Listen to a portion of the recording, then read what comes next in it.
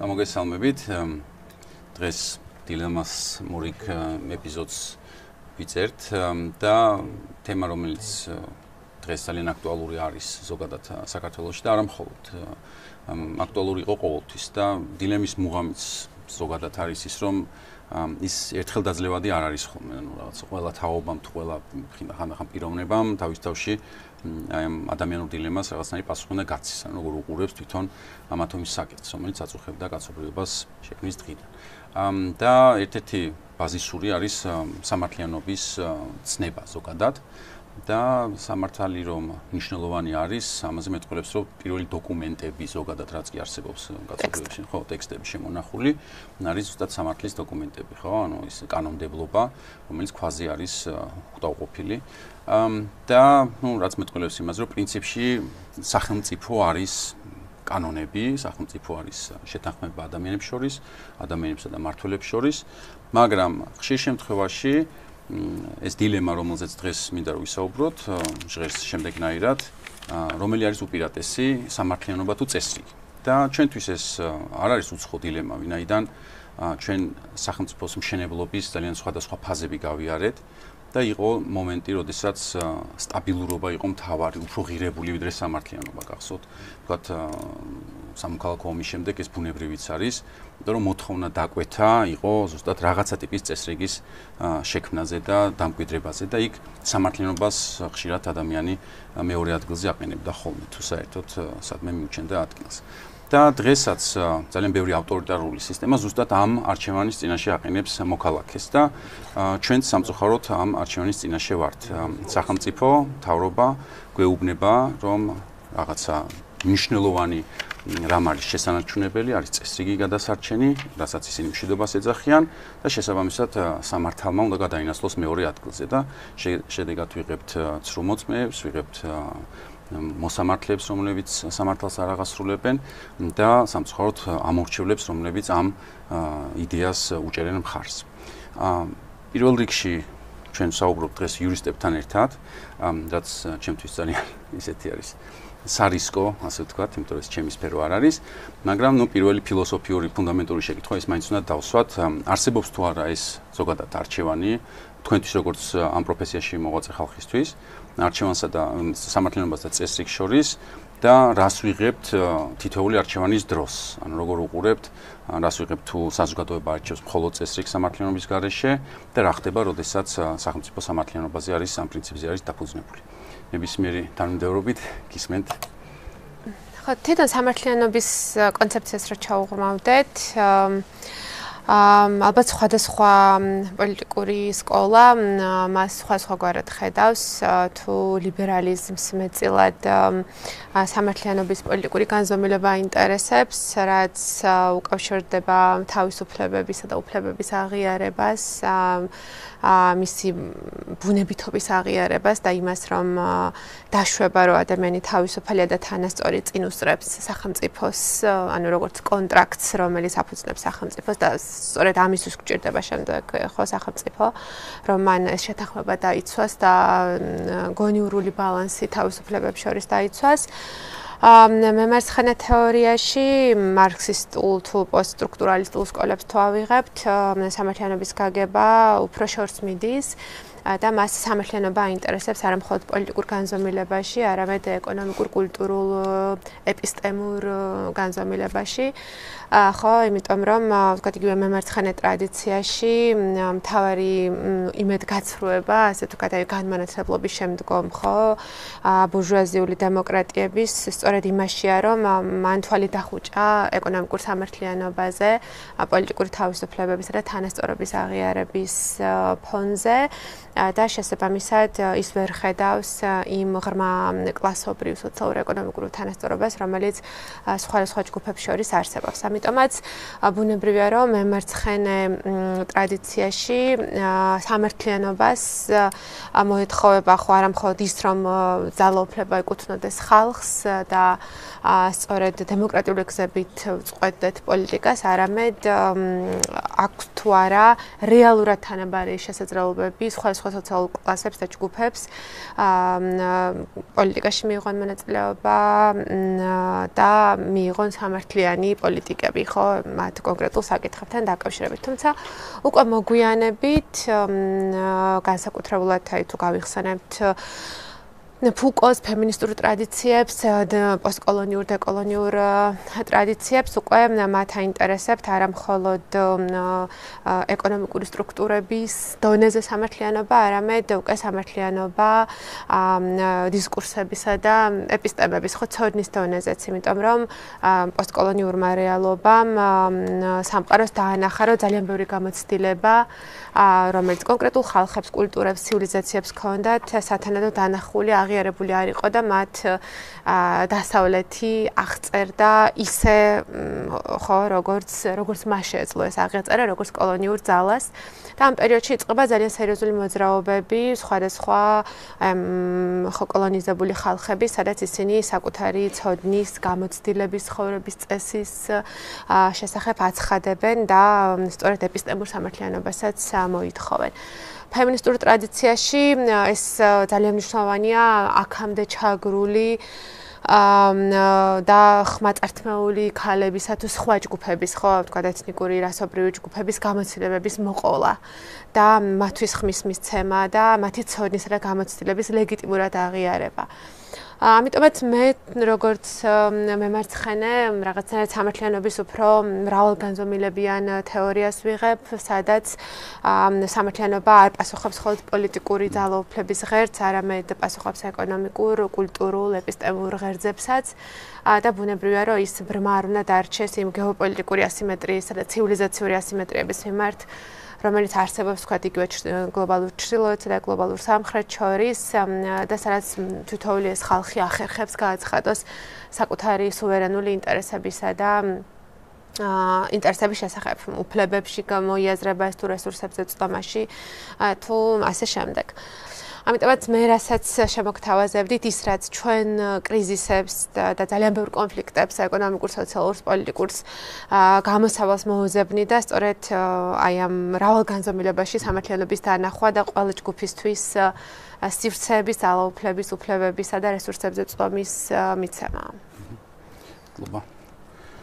ხო, მე ცოტა სხვა კონტექსტში გავაგზავნებდი, თავიდან დასვი კითხვა არსებობს თუ არა საერთოდ ეს დილემა, ხო? წესრიგი თუ სამართლიანობა, გზაში რომ მოვდივდი ზუსტად მაგაზე ვფიქრობდი, რომ ერთ-ერთი ცრუ დილემათაგანი არის, რომლის წინაშეც გვაყენებენ გარკვეული ძალები, ამ შემთხვევაში ეს საქართველოს მოქმედი ხელისუფლებაა და ისტორიულად ყოფილა მსგავსი შემთხვევები, როდესაც გიქმნიან დილემის ილუზიას, რომელიც ინამდვილეში არ არსებობს.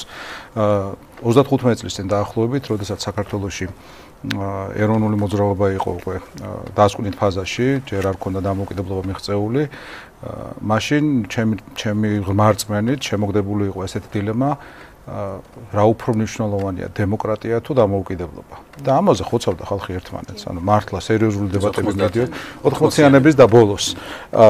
სანამ დამოუკიდებლობას მოვიპოვებდით, ხო, რო დაფიქრდე, პრინციპში ძალიან უაზრო დებატია, უაზრო დილემა, არ არსებული დილემაა საერთოდ, ხო, ხა როგორ შეიძლება მაგალითად დაპყრობილ ქვეყანაში იყოს დემოკრატია, ხო? და შესაბამისად ის რომ აი ჯერ დამოუკიდებლობა, მერე დემოკრატია ამ პირიქით, რაღაცნაირად თვითმიზნური დაპირისპირებისკენ მივყავდით ამას. მსგავსი სიტუაცია არის ამ ჩვენ შემთხვევაში, როდესაც საუბრობ წესრიგი თუ სამართლიანობაზე, ვინაიდან ამაზეც, რა ვიცი, ბევრი ციტატა და ავტორი შეგვიძლია სხვა და ზოგი თეორეტიკოსი, ზოგი ხატრული ნაწარმოებიდან, სადაც საუბარი იქნება იმაზე, როდესაც შენ თუ შენი ნებით უარს იტყვი თავისუფლებაზე, მაშინ დაკარგა იმასაც, რაც ვითომ მოგეცა თავისუფლების სანაცვლოდ, ხო, ეს სტაბილურობა, მშვიდობა ბჭყალებში და ვითომ გარანტირებული უსაფრთხო ცხოვრება. ესეთი რამ არ არსებობს, ვინაიდან მუდმივად ჩვენ ვიბრძვით იმისთვის, რომ ის ვითარება, რომელიც გვაქვს დემოკრატია იქნება თუ სამართლიანობა და სამართლიანობას განვევცოთ ცოტა, ხო, ეს რას ნიშნავს? ეს არის მუდმივი ბრძოლის საგანი. ხო, ერთმა კაცმა თქვა ამერიკის ერთმა პრეზიდენტმა, რომ ყველა თაობას, ყველა ადამიანს ყოველთვის ერთი თაობა აშორებს თავისუფლების დაკარგვასთან. ანუ არასოდეს არ უნდა მივიღოთ ჩვენ ისეთი ვითარება, რომ აი ახლა სხვა დროა და რაღაცეები მოცემულობაა, რაღაცეები გარანტირებულად გვაქვს და შესაბამისად შეგვიძლია ამაზე არ ვიდარტოთ. მიყვარს ხოლმე ისტორიული პარალელები, აქაც გავიხსენებ იმას, რომ მაგალითად 100 წლის წინ ჩვენი მაშინდელი ხელისუფლება ძალიან პროგრესული მსოფლიოში ერთ-ერთი ყველაზე უფრო დემოკრატიული სისტემის შემქმნელი ხელისუფლება თავისივე წარმოსახვების მძევალი აღმოჩნდა. ხო, იმიტომ რომ ძალიან ბევრი მაშინდელი მოღვაწე ამბობდა, ვიცი რა, ის დრო აღარ არის ხა მსოფლიოში, რომ ერთმა ქვეყანამ მეორე ძალით დაიპყროს. ახლა ამ ხელა ომიდან გამოვედით, ვერსალის ხელშეკრულება დაიდო, ადამიანებმა მიხვდნენ, რომ რაღაც აღარ უნდა გავაკეთოთ და რაც მე 90-იანების დასაწყისში ფუკუიამამ გაგვიკეთა ამ ისტორიის დასასრული, დაახლოებით მსგავსი განწყობა იყო მაშინაც.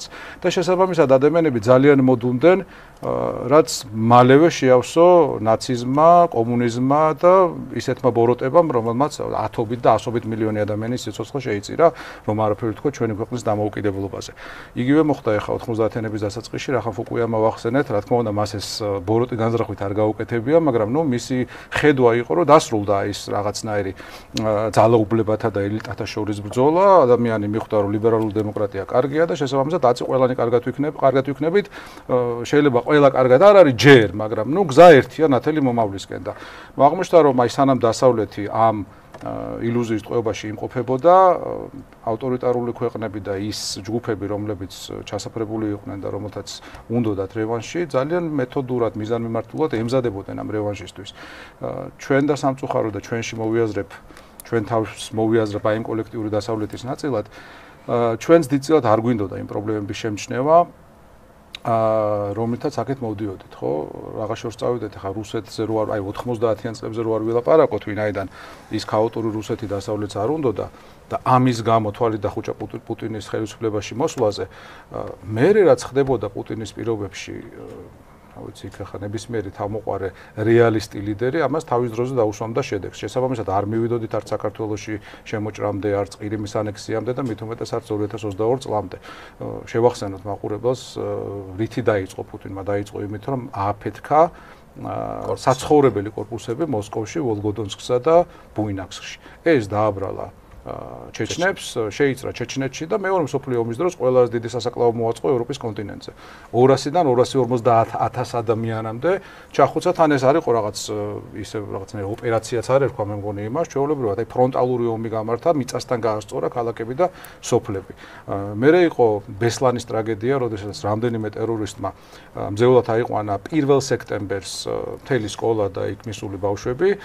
და რაქნა რუსულმა ხელისუფლებამ, რაქნა პუტინმა პირდაპირ შეუტია და დაანგრია მთელი სკოლა. 300 ბავშვი მოკვდა, სწორად გამიგეთ, ანუ ეს არ არის საუბარი იმაზე, როგორ რეაგირებ ტერორისტებთან ურთიერთობაზე. ხო, ერთია რომ მოლაპარაკებაზე არ მიდიხარ, მაგრამ მეორეა რომ იმდენად არ ანიჭებ ადამიანის სიცოცხლის ღირებულებას, რომ შეგიძლია რომ სკოლას თავს დაესხა და 300 ბავშვი ჩააყოლო, თუ გინდა რომ 7-8 ტერორისტი მოკლა. ანალოგიური მოხდა პუტინის შემთხვევაში ნორდოსტის ტრაგედიისას, ეს უკვე თუ არ ვცდები 2004 წელია, როდესაც რამდენიმე ტერორისტმა ხელში ჩაიგდო მოსკოვის კინოთეატრში მყოფი ასობით ადამიანი და იქაც შეუშვეს მომწამლავი გაზი და ყველა მოკლეს. იმ 7 თუ 8 ტერორისტის გასანეიტრალებლად და მოსაკლავად მოკლეს 200 თუ 300 საკუთარი მოქალაქე. მერე იყო ყატარში გაგზავნილი დიპლომატიური ფოსტით გაგზავნილი ბომბი.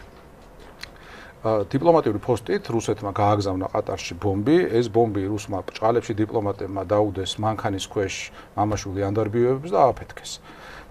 როდესაც ყატარის ხელისუფლებამ გამოიძია ეს შემთხვევა და ეგრეთ წოდებული დიპლომატები დააკავა, რა გააკეთა პუტინმა, ძევლად აიყვანა მოსკოვში მყოფი ყატარის მოჭიდავეთა ნაკლები და გაუცვალა. აი ჩვეულებრივი ტერორისტია ეს ადამიანი და ეს ყველაფერი ხდებოდა მაშინ, როდესაც მას იწვევდნენ, ქორწილებში ეცეკვებოდნენ, ის რა ქვია, ავსტრიის საგარეო საქმეთა მინისტრი, ვილებს ყიდულობდნენ ოკუპირებულ ყირიმში, ეგ ცოტა მერე იყო, მაგრამ მაინც, ხო? რატო ამბობ, ეს ყველაფერი მოხდა, შეიძლება ცოტა გადაუხვიეთ εμას, მაგრამ არ გადაუხვია, ასე მგონია, რომ უფრო რაღაც სანამ სამართლიანობამდე მივართ, ეს სამართლიანობა ცოტა ის არის, ხო? პირამიდაზე, მასლოვის პირამიდაზე ოდნავ მაღლა ყველაა და ჩვენ ძალიან საბაზისო ეგზისტენციურ თემებზე გვიწევს ხოლმე საუბარი საქართველოს პირობებში. ჯერ ხო ეს არ არის დემოკრატია თუ თავისუფლება, ეს არის გადარჩენა, ხო? ჯერ უნდა გადარჩე და მე რეიდარდო იმაზე, როგორი სისტემა ააშენო. ერთსაც ვიტყვი და მე ძალიან გამგზელდა მგონი სიტყვა, რაც შეეხება უშუალოდ სამართლიანობას. ბუნებრივია ყველა ადამიანს ბავშვობიდან ალბათ აქვს ეს მომეტებული გრძნობა, რომ გინდა სამართლიანობა იყოს, ყველაში ფეხბურთში იქნება რაღაც ეზოში რო თამაშობ თუ დიდ განზომილებაში, როდესაც სამყაროს უყურებ და გინდა რომ ისე იყოს ყველაფერი მოწყობილი, როგორც იქნება სწორი. მაგრამ დიდი სიფრთხილეა საჭირო ამ ვითარებაში, ვინაიდან თუ შევხედავთ ძალიან ბევრი ბოროტება ამ სამყაროში ჩადენილა სამართლიანობის სახელით.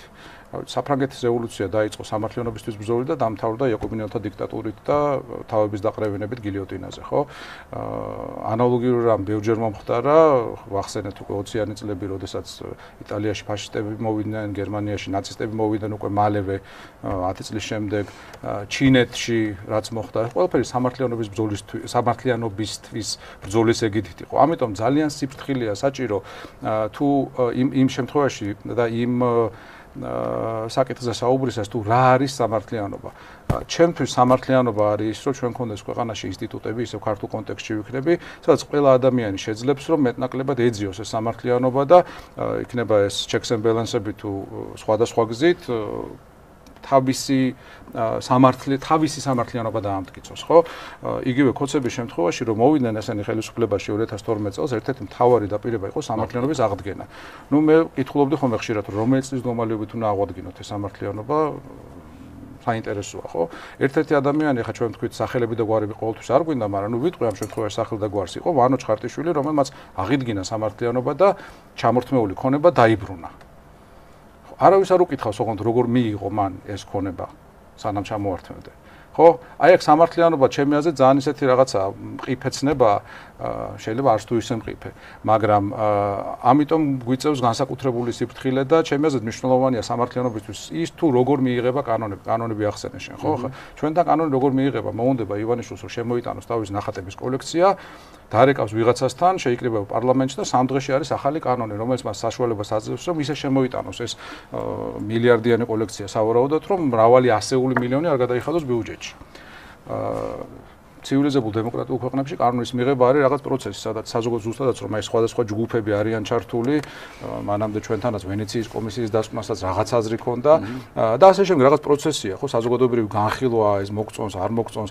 ეხლა უკვე ესე რაღაცნაირად ბითუმად იღებენ კანონებს, უკვე აზრი აღარ აქვს კონკრეტულ მუხლებში ჩაძიებას, იმიტომ რომ აი ასე მგონია რომ შეიძლება თარიღი ავიღოთ, აი რაღაც 2022 წლიდან რა კანონიც მიიღეს ამათ, ყველაფერი გადასაგდებია, ყველაფერი გასაუქმებელია, იმდენად გაუფასურებულია უკვე კანონის მიღების პროცედურა. მდინარაძემ თავის დროზე თქვა კიდევაც, რომ ჩვენ რო აქციებს უყურებთო, ძალიან კარგად ხვდებით რა უნდა შევცვალოთ კიდე კანონში.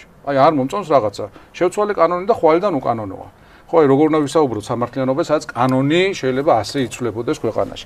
და მეორე სასამართლო ეს ჩვენი ტკივილია ყველას საერთო, რა თქმა უნდა, რომელიც მართლა არ გვიღირსა და ამის გამოსწორების ჯადოსნური გზა მართლა არ არსებობს. ამის გამო ჩემი ღრმარწმენით არის პირველ რიგში შეიძლება შორი გზა, მაგრამ არის ღირსეული და ძლიერი მოქალაქის შექმნა. ანუ მოქალაქის მაგალითად იურისტი, რომელიც მიიღებს იურიდიულ განათლებას, გაივლის შესაბამის ეტაპებს და როდესაც გახდება მოსამართლე, მისთვის იქნება ეს აპრიორი მიუღებელი, რომ ვიღაცის დავალება შეასრულოს. მისთვის იქნება აპრიორი მიუღებელი, რომ თვით ცენზურა განახორციელოს კონკრეტულ საქმეში, თუ მას გონია, რომ აი ესე მოველიან მისგან.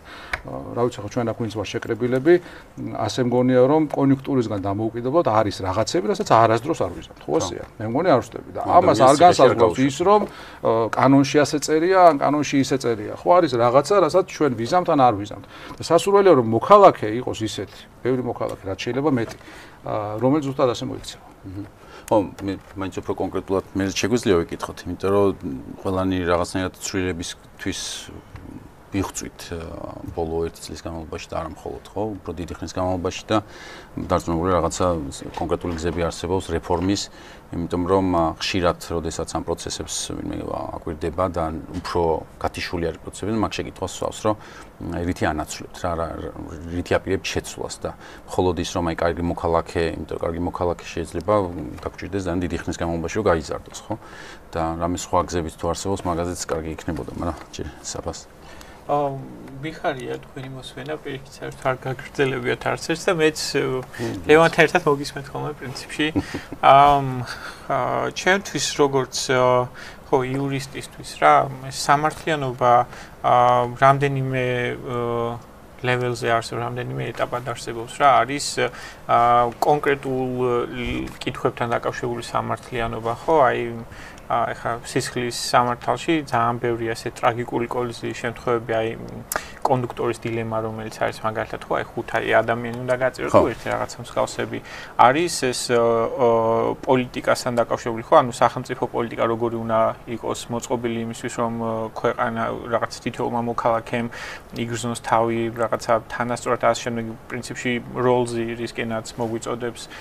და არის საბოლოო ჯამში რაღაცა შეიძლება ვილაპარაკოთ უფრო რაღაცა მიღმი ეს შენი საქმე უფრო ალბათ რაღაცა სამყაროს რაღაცა ერთიან სამართლიანობას ხო მაგრამ მე რაშიც ცოტა სხვანაირ პოზიციას დავიჭერ არის ის რომ მე მგონია რომ წესრიგი და სამართლიანობა ერთმანეთს ეწინააღმდეგება არსებითად ანუ რაღაც დილემას მან ხედავ ოღონ არა იმაში რომ აუცილებლად ერთი უნდა ავირჩიოთ და მეორე უკუაგდოთ ან რაღაცა მსგავსი არა ანუ ხედავ წინააღმდეგობას იმაში რომელი არის უპირატესი უпростоრად რომლი ერთიც საჭირო და მეორეც, მაგრამ რომლისგან წარმოიშობა მეორე, ესე რომ ვთქვა.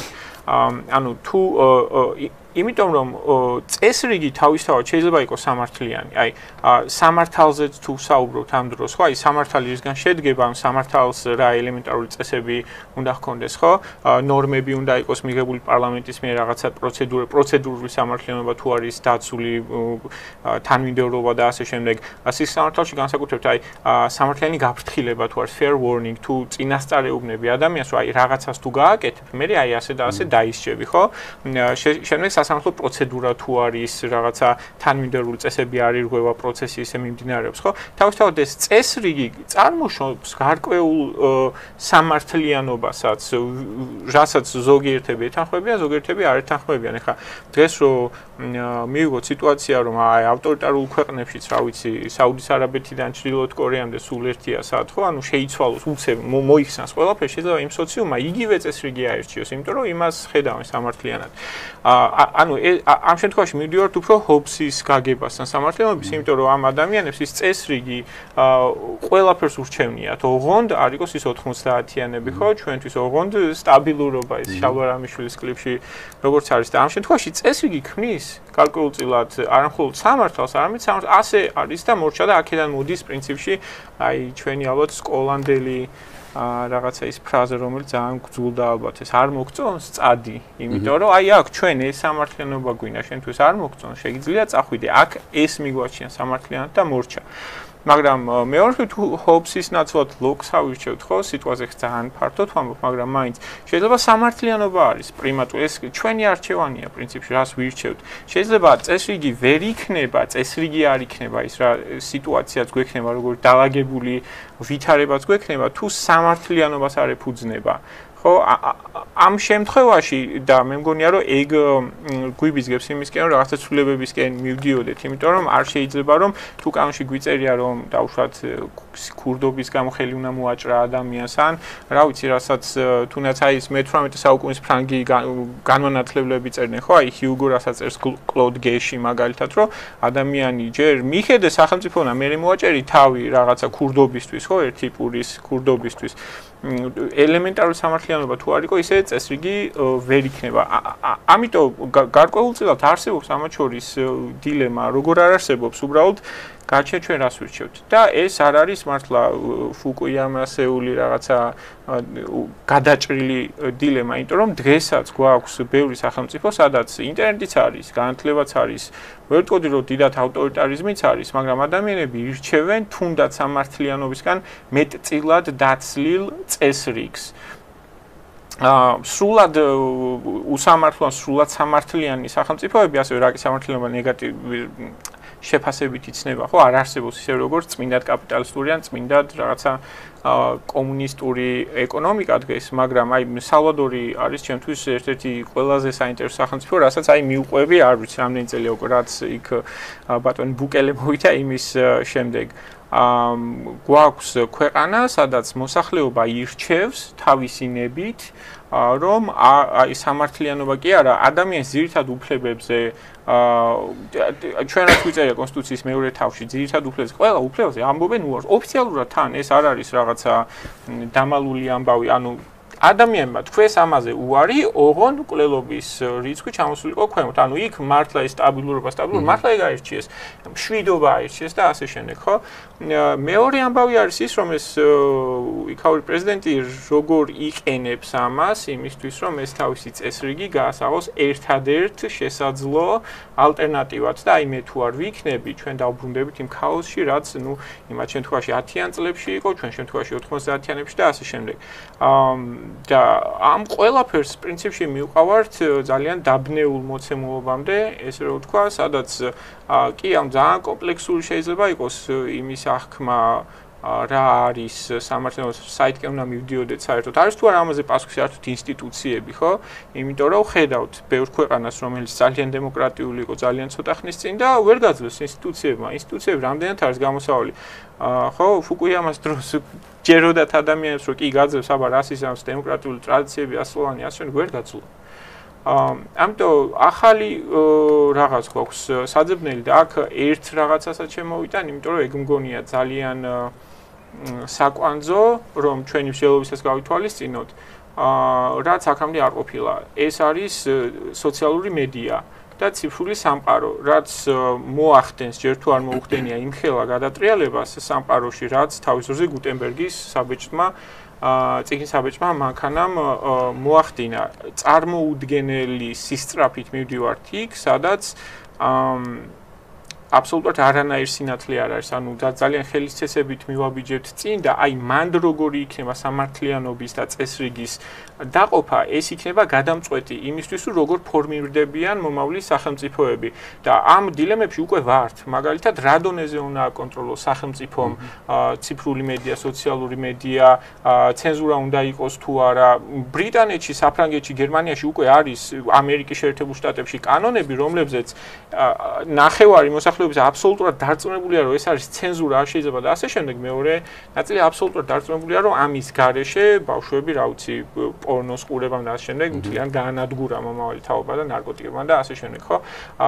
და ბალანსი ამათ შორის ნაპოვნი არ არის.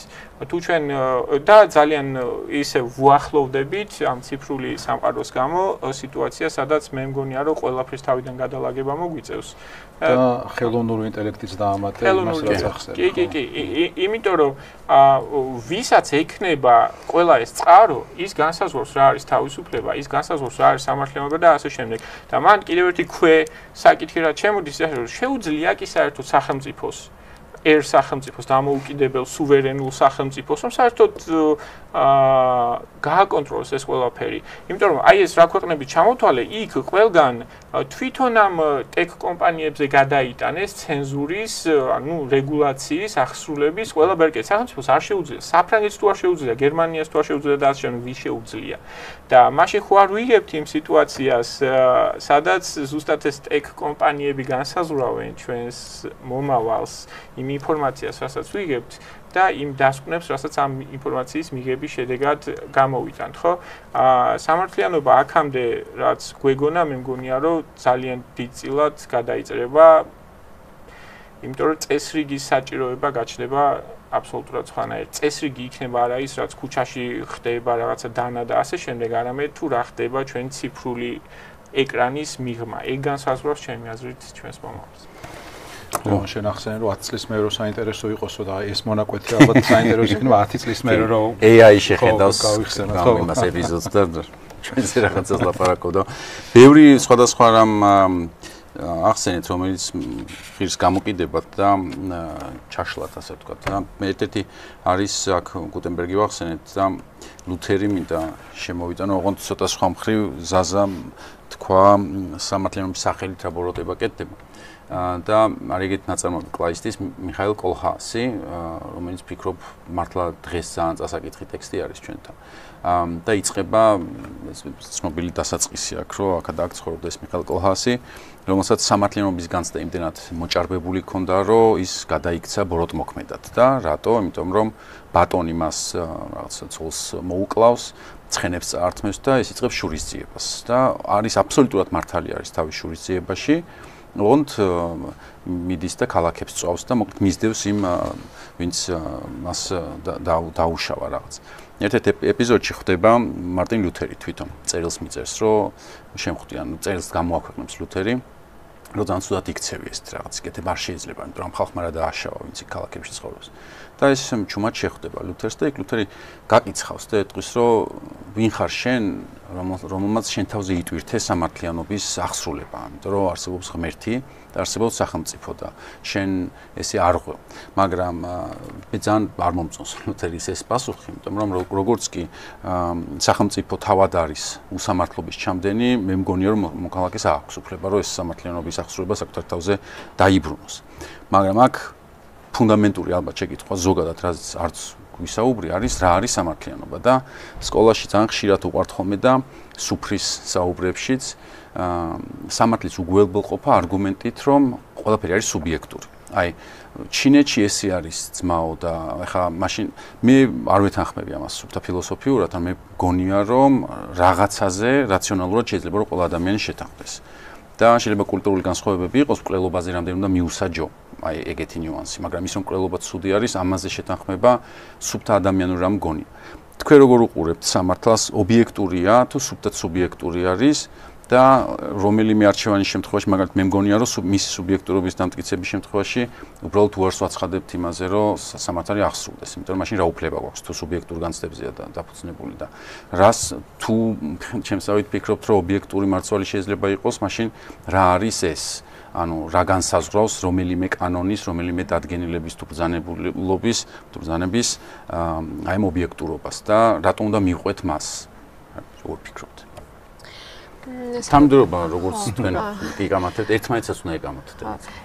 ხო, სამართლიანობას ალბათ აქ უკვე სამართლის და სამართლიანობის ერთად შემოტანა მნიშვნელოვანი, იმიტომ რომ ხო რაღაც სამართალში გაწერილი ნორმები და ის ეთიკური მინიმუმი, რომელიც სამართალში არის წარმოდგენილი, რაღაცა ტიპის კონსენსუსის საგანია. ხო, ეხლა ძალიან თანამედროვეობაში რო გადმოვიდეთ, თანამედროვე სამართლის სისტემები მეტწილად იმეორებს საერთაშორისო სამართლის სტანდარტებს, თქვათ იგივე ადამიანის უფლებების სფეროში, პროცესუალურ სამართლის სფეროში და ასე შემდეგ და განსაკუთრებულად ჩვენაერ ქვეყნებს, აი ტრანზიციულ დემოკრატიებს ეს გადმოტანილი აქვთ ხო სხვა ქვეყნების სამართალი. ხა გაგახსენდებათ არა იურისტებს, როცა რაც კონსტიტუციებს ვიღებთ, ვამბობთ რომ ამერიკული მოდელია, ფრანგული მოდელია თუ რა მოდელია, ხო? ამიტომაც სამართალი რაღაც ესეთი საყოველთაოდ უნივერსალურ შეთანხმებებზე დგას. რა თქმა უნდა, აქედან მუდმივად გადახვევა ხდება, თუმცა ის რაღაცა ჩარჩოს გვაძლევს, რომელიც უნდა აძლევდეს ბევრ ჯგუფს სამართლიანობის საკუთარი წარმოდგენით, საუბრის, მონაწილეობის და პოლიტიკის ცვლილების შესაძლებლობას. თუ ჩვენ შევხედავთ ესეთი ფორმალური თანასწორობის პრინციპით, ხო, აქ შეიძლება ვთქვათ, რომ თუ მოქალაქე ხარ, თანაბარი უფლებები და კანონის წინაშე თანასწორობა გეძლევა.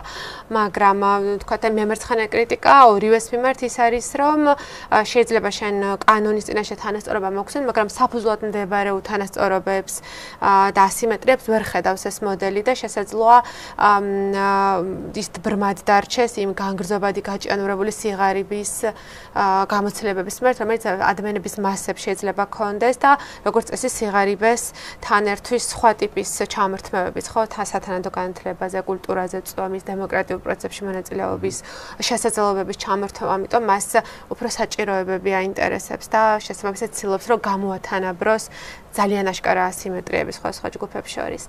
ხო, ჩვენს რეალობაში ჩვენ თან შეგვიძლია ვთქვათ, რომ სამართლიანობა უფრო მაინც ლიბერალური გაგებით არის სამართალში წარმოდგენილი, რომელიც კანონის წინაშე თანასწორობას გულისხმობს.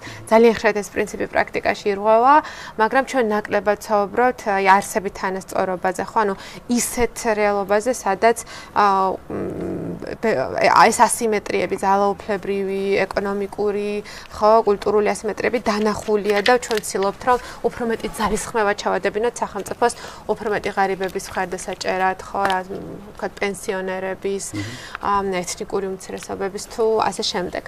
მაგრამ ეხლა ეს საკითხი ერთმანეთს რო ძალიან არ ავწდეთ მსჯელობაში, ხო, ჩვენ რეალურად ეხლა რა კრიზისშიც ვართ, ჩვენ გამოგვივლია რა თქმა უნდა პოლიტიკური კრიზისები 90-იანებში, 2000-იანებში, ჩვენ გამართული დემოკრატია, კონსოლიდირებული დემოკრატია არასდროს არ ვყოფილვართ. ჩვენ მუდმივად ჰიბრიდული დემოკრატიიდან ჰიბრიდული ავტორიტარიზმის აი ამ ხო რაღაც რყევებში ვიყავით და მუდმივი ავტოკრატიზაციის ციკლში ვექცეოდით. თითოეული რეჟიმი და ეს ციკლი შეიძლება სხვადასხვაგვარად აღწეროთ, მაგრამ ალბათ ყველაზე საინტერესო რაც უნდა ვთქვათ არის ის, რომ კი ჩვენ კონსტიტუციამ, სამართლის სისტემამ, ინსტიტუტებმა ვერ დაგვიცვეს და ჩვენ და პრინციპში ეს გამოწვევები უდგას დღეს დასავლურ დემოკრატიებსაც, რაღაც ისეთი ფუნდამენტური ხდება, ხო? როგორც ყველაზე დემოკრატიულ ქვეყნებს, იმიტომ თქვი, ხო, და მაშინ ხო რა არის, ჩვენ ხარ გვჭირდება დემოკრატიის ახალი გაგება, რომელიც არ დაეფუძნება მარტო ფორმალური პოლიტიკის სფეროს დემოკრატიას, ხო, იმიტომ რომ ჩვენ რა დემოკრატიაზე ვლაპარაკობთ, თან ინდექსებს ვითვლით, ხო, რა გვაინტერესებს, თქვათ, ინსტიტუტები, check and balance, სხვა ინსტიტუციებს შორის, სასამართლოს დამოუკიდებლობა, პრესის თავისუფლება, ასოციაციების თავისუფლება და პარტიული პლურალიზმი, ხო, მაგრამ აღმოჩნდა, რომ ის მთელი რიგი მოწყვლადობები, რომელზეც სწორედ ლიბერალური დემოკრატია თვალს ხუჭავდა, მაგალითად ის რომ თქვათ იგივე თქვათ ეკონომიკური უთანასწორობები ხო და ძალიან ბევრი ადამიანის უნდობლობა არსებული ელიტების მიმართ და გამოთიშულობა პოლიტიკიდან ხო ან ეთნიკური და სხვა მრავალფეროვნება მიგრაციული პოლიტიკა რამაც ასევე ახალი შიშები გააჩინა ხო ამ საზოგადოებებში ხო ანუ ძალიან აშკარაა რომ ჩვენ დემოკრატიზაციის პროცესი ინსტიტუტებისა და ფორმალური პოლიტიკის დონეზე არ უნდა დავინახოთ და ქვემოთაც უნდა ჩამოვიდეთ, ხო? თქვა ეკონომიკურ დონეზე, კულტურულ დონეზე, სადაც იგივე განათლების თანასწორობის და სხვა საკითხები ჩამოდის. ამიტომაც როცა ვამბობ, რომ ჩვენ უფრო ფართე და ყოვლისმომცველი სამართლიანობის ჩარჩო გვჭირდება, რომელსაც მხოლოდ პოლიტიკური თანასწორობა და სამართლიანობა არ აინტერესებს, არამედ ეკონომიკური და კულტურულიც, ხო, ჩემთვის ეს არის პასუხი, რომ დემოკრატიის ახალი დემოკრატიზაციის ახალი მოდელი და მოგცეს, ხო? სადაც ჩვენ დღეს ქართული ოცნება რატო არის, ნუ ირყევა ჩემი აზრით, მაგრამ მაინც ძლიერ რატო ახერხებს ძალაუფლების შენარჩუნებას, ხო? იმიტომ რომ გარდა იმისა, რომ კი გააკეთა ის, რაც გააკეთა, ძალაუფლების სრული მოხვეჭა, რესურსების სრული მოხვეჭა, ოლიგარქია, ოფშორების კანონი, რომელიც შეუზღუდავი, ხო, რესურსების გადაადგილებისა და შემოტანის და გატანის უფლებას აძლევს, კანონების შეცვალა და უფრო ავტორიტარული გახდა და ხო ამ ყველაფერს ვამბობთ, მაგრამ მეორე მხრივ სარგებლობს სწორედ იმ ტრამვებით და სისუსტეებით, რომელიც ჩვენ საზოგადოებაშია, ხო? სარგებლობს სიღარიბით, ჩვენი მოსახლეობის მესამედის 20 ხმარებას ითხოვს, იქიდან 700,000 ითხოვს, დანარჩენი ელოდება და ხედავთ სიღარიბის პოლიტიკურ ინსტრუმენტალიზებას, ხო? ის სარგებლობს ჩვენი ტრამვებით, ვინ ვართ ქართველები, ხო? აი რა იდეალებზე ვდგავართ და აქ ჩვენ ხედავთ, თქვათ, როგორ იყენებს ეთნორელიგიურ ნაციონალიზმს, პოლიტიკურ ჰომოფობიას, კონსერვატული სენტიმენტების მობილიზებისთვის, ხო, იმისთვის, რომ თქვას, რომ აი რაღაც თვითონ ეკლესიის დამცველი ან ოჯახის სიწმინდის ან კაცობის დამცველია და თქვათ, ამით აი ამ სენტიმენტს, რომ ჩვენ არ გვაქვს გადააზრებული ძალიან ბევრი საკითხი, ამას იყენებს ომის ტრამვებს, ხო და კონფლიქტის ტრამვებს, მათ შორის 90-იანი წლების სამოქალაქო დაპირისპირების და პოლარიზაციის ტრამვებს და ხედავთ სწორედ წესრიგი როგორ შემოაქვს, როგორც რაღაც აი ამ ტრამვებზე და მოწყვლადობებზე პასუხი და ამავდროულად ხედავთ, რომ ოპოზიცია და არა მხოლოდ ოპოზიცია, სხვა ჯგუფებიც ვერ ვახერხებთ საზოგადოების დარწმუნებას, რომ უკეთესი საქართველოს შექმნა შეგვიძლია, იმიტომ რომ ალბათ ისევ ვლაპარაკობთ რაღაცა პოლიტიკური თავისუფლებების საკითხზე, მაგრამ ვერ უპასუხობთ მაგალითად ეკონომიკურ სამართლობებს, ვერ უპასუხობთ კულტურულ სამართლობებს, ვერ უპასუხობთ როგორი ერის მშენებლობა გვინდა და რაზე დგას ეს ერი, ხო? ვერ უპასუხობთ რა უნდა უყოთ ჩვენს ტრამვებს, მათ შორის აი ამ რაღაცა პოლიტიკურ რევანშებს, რომელიც ყველა ისტორიულ ფაზაში მეტწილად გქონდა და ვერ გადავიაზრეთ ვერც ერთი პოლიტიკური კრიზის მონაკვეთი ვერც 90-იან წლების და ვერც 2000-იან წლების. ამიტომაც მოკლედ იმის თქვა მინდა, რომ ჩვენ იმდენად დაზიანებულია ჩვენი პოლიტიკური სხეული,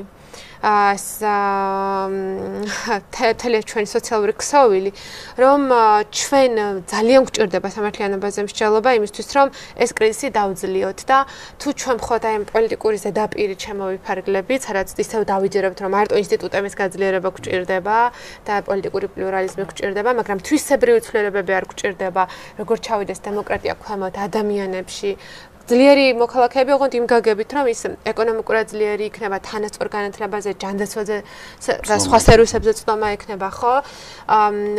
და სადაც მთავარი იდეა გახდება, ეხლა თუნდაც სისხლის სამართლის კოდექსზე ლაპარაკობდა და კატასტროფაა ეს ჩვენი სამართლის სისტემა, ხო? ანუ მთლიანად სტეიტისტური ლოგიკით არის დაწერილი, სადაც მაღალი სასჯელები, ყველაფერი კრიმინალიზებული ან სამართალდარღვევად ქცეული, საერთოდ მოქალაქე და ადამიანია, ჰაერი აღარ ჩანს ამ სამართლის სისტემებში. ხედავთ, ანუ არ არსებობს ადამიანი, რომელსაც აი ლოგინოს დამშაულს ვერ მოუძებნი, აი ვერ შეუკერავ იმდენი მუხლი გახდა და იმდენი ქმედება ჩაიწერა იმაში, ამიტომ მაგით თქმა უნდა ეხა კიდე იმას ხელისუფლებას მივეხმარებით აქ. ხო, ამიტომაც უნდა ვენდოთ ადამიანს, მიხვდით? ანუ ჩვენთან ვთქვათ, ჯერ იყო და წესრიგის დაცვა შევარდნაძის დროს, მერე სააკაშვილის პერიოდში იყო, რომ რაღაცა ტიპის ახალ ატლანტიკურ ელიტას თვითონ მიაჩნდა რა იყოს სწორი და დანარჩენი მოსახლეობა მიაჩნდა რაღაც ჩამორჩენილად, პოსტსაბჭოთა ინდივიდად და სუბიექტად, რაღაცა ცოტა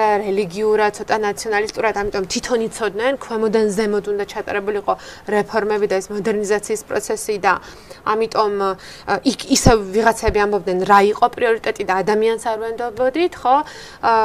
ქართული ოცნება მოვიდა და თითქოს იყო თემა, ხო, რომ მოქალაქეზე დაფუძნებული, ადამიანზე დაფუძნებული მიდგომა, მაგრამ სადღა ადამიანი მთლიანად არის გამქრალი ოლიგარქია კაპიტალმა და პოლიციამ, ხო, გააქრო ადამიანი და ამავდროულად მათ ადამიანის ახალი ის წაახალისეს, ხო, რომელიც აი მართლა პოსტსაბჭოთა მარკერებით როგორ უნდა იყოს კარგი ქართველი, ხო, აი რაღაც ეს შალვა პოპუაშვილია ჩემთვის ამის ყველაზე კარგი სახეხატი, ხო? ამიტომაც ყველა გვასწავლის არ გვენდობა და ზემოდან გვასწავლიან როგორები უნდა ვიყოთ და ჩვენ ვამბობთ, რომ ჩვენ ვენდოთ ადამიანს, რა თქმა უნდა, ჩვენ ყველა სხვა წარმოდგენა გვექნება სამართლიანობაზე, მაგრამ უნდა არსებობდეს ღია სივრცეები, სამართლიანი პროცედურები, სადაც ჩვენ დავინახავთ, ვთქვათ, მემარცხენე წარმოდგენა იმარჯვებს სამართლიანობას და მოსახლეობის დიდი ნაწილი ამას ირჩევს, ვთქვათ, ლიბერალურს, კონსერვატიულს თუ კიდე რაღაცას, ხო? თუმცა მაინც მე ჩემთვაზე ავიღებ შეკამათებას, მაგრამ მოგიწოდებთ ყველას, თუ ამის სრული გექნება. ერთი ნიუანსი არის სამართლიანობის გაგებაზე, რა მესმის, ვთქვათ, აი პირველი მეორე შევარდნაძის ცალსახად წესრიგის ფილოსოფია იყო, რომ აი ოღონდ 90-იანები არ და ყველაფერი და მართლა შალვარამიშვილის კლიპი იდეალურად აღწერს ამ ჰობსიანურ დამოკიდებულებას წესრიგის მიმართ. სააკაშვილის პერიოდი მგონია, რომ ახალი წესრიგის დამკვიდრების მცდელობა არის, რომელიც რაღაცა ტიპის სამართლიანობას უკვე თავის თავში მოიაზრებდა, ხო? მაგალითად, რა ვიცი, გამოცდების რეფორმა ამ კოდით ჩატარდა, რომ სამართლიანია თუ ყველას ექნება წვდომა განათლებას. მე არ ვიღებ მთელ სისტემას, როგორც ყველა სფეროში, ანუ თქვა განათლების სისტემის ყველა რეფორმის შიგნით რაღაცა მოხდა იდეალური ამბები. უბრალოდ ვამბობ, რომ ძირითადი რეფორმა რაც იყო, მაგალითად, ხო, გამოცდების ეროვნული ცენტრის შექმნა, გულისხმობდა სამართლიან წვდომას განათლებაზე, ხო? ისევე როგორც თქვა უნივერსიტეტში კორუფციის დაძლევა, ის რომ პოლიციას უნდა ისევ ამბობ მთელი სისტემა შეიძლება ავიღოთ და ხარვეზები ვნახოთ და დიდი, მაგრამ კოდი იყო, რომ აი რაღაცა ხალხზე ორიენტირებული, ხო? ანუ ხალხი მაინც მონაწილეობდა უფრო მეტად ვიდრე შევარდნაძის პერიოდში. ანუ მე ესე ვუყურებ, რომ შევარდნაძის დროს უფრო გათიშული იყო მოქალაქე. დღეს ჩვენ მე არ მგონია უბრალოდ, რომ რაიმე ტიპის სამართლიან წესრიგზე ან მცდელობაზე შეგვიძლია ვისაუბროთ, რომ მთავრობა ხალხს რამეს თხოვს. აი თქვა ჭკუას არ იგებს რა, უფრო მგონია, რომ აი ეს ხალხი მიუშვა თავის ნებაზე, ანუ მთავრობა არ ამბობს როგორი უნდა იყოს ქართველი მაგალითად, ხო? ანუ ამბობს, რომ აი რაც არის ეგ არის და უკვე კარგი არის, ხო? მთავრობა არ ამბობს, რომ უფრო მეტი შეგვიძლია, ხო?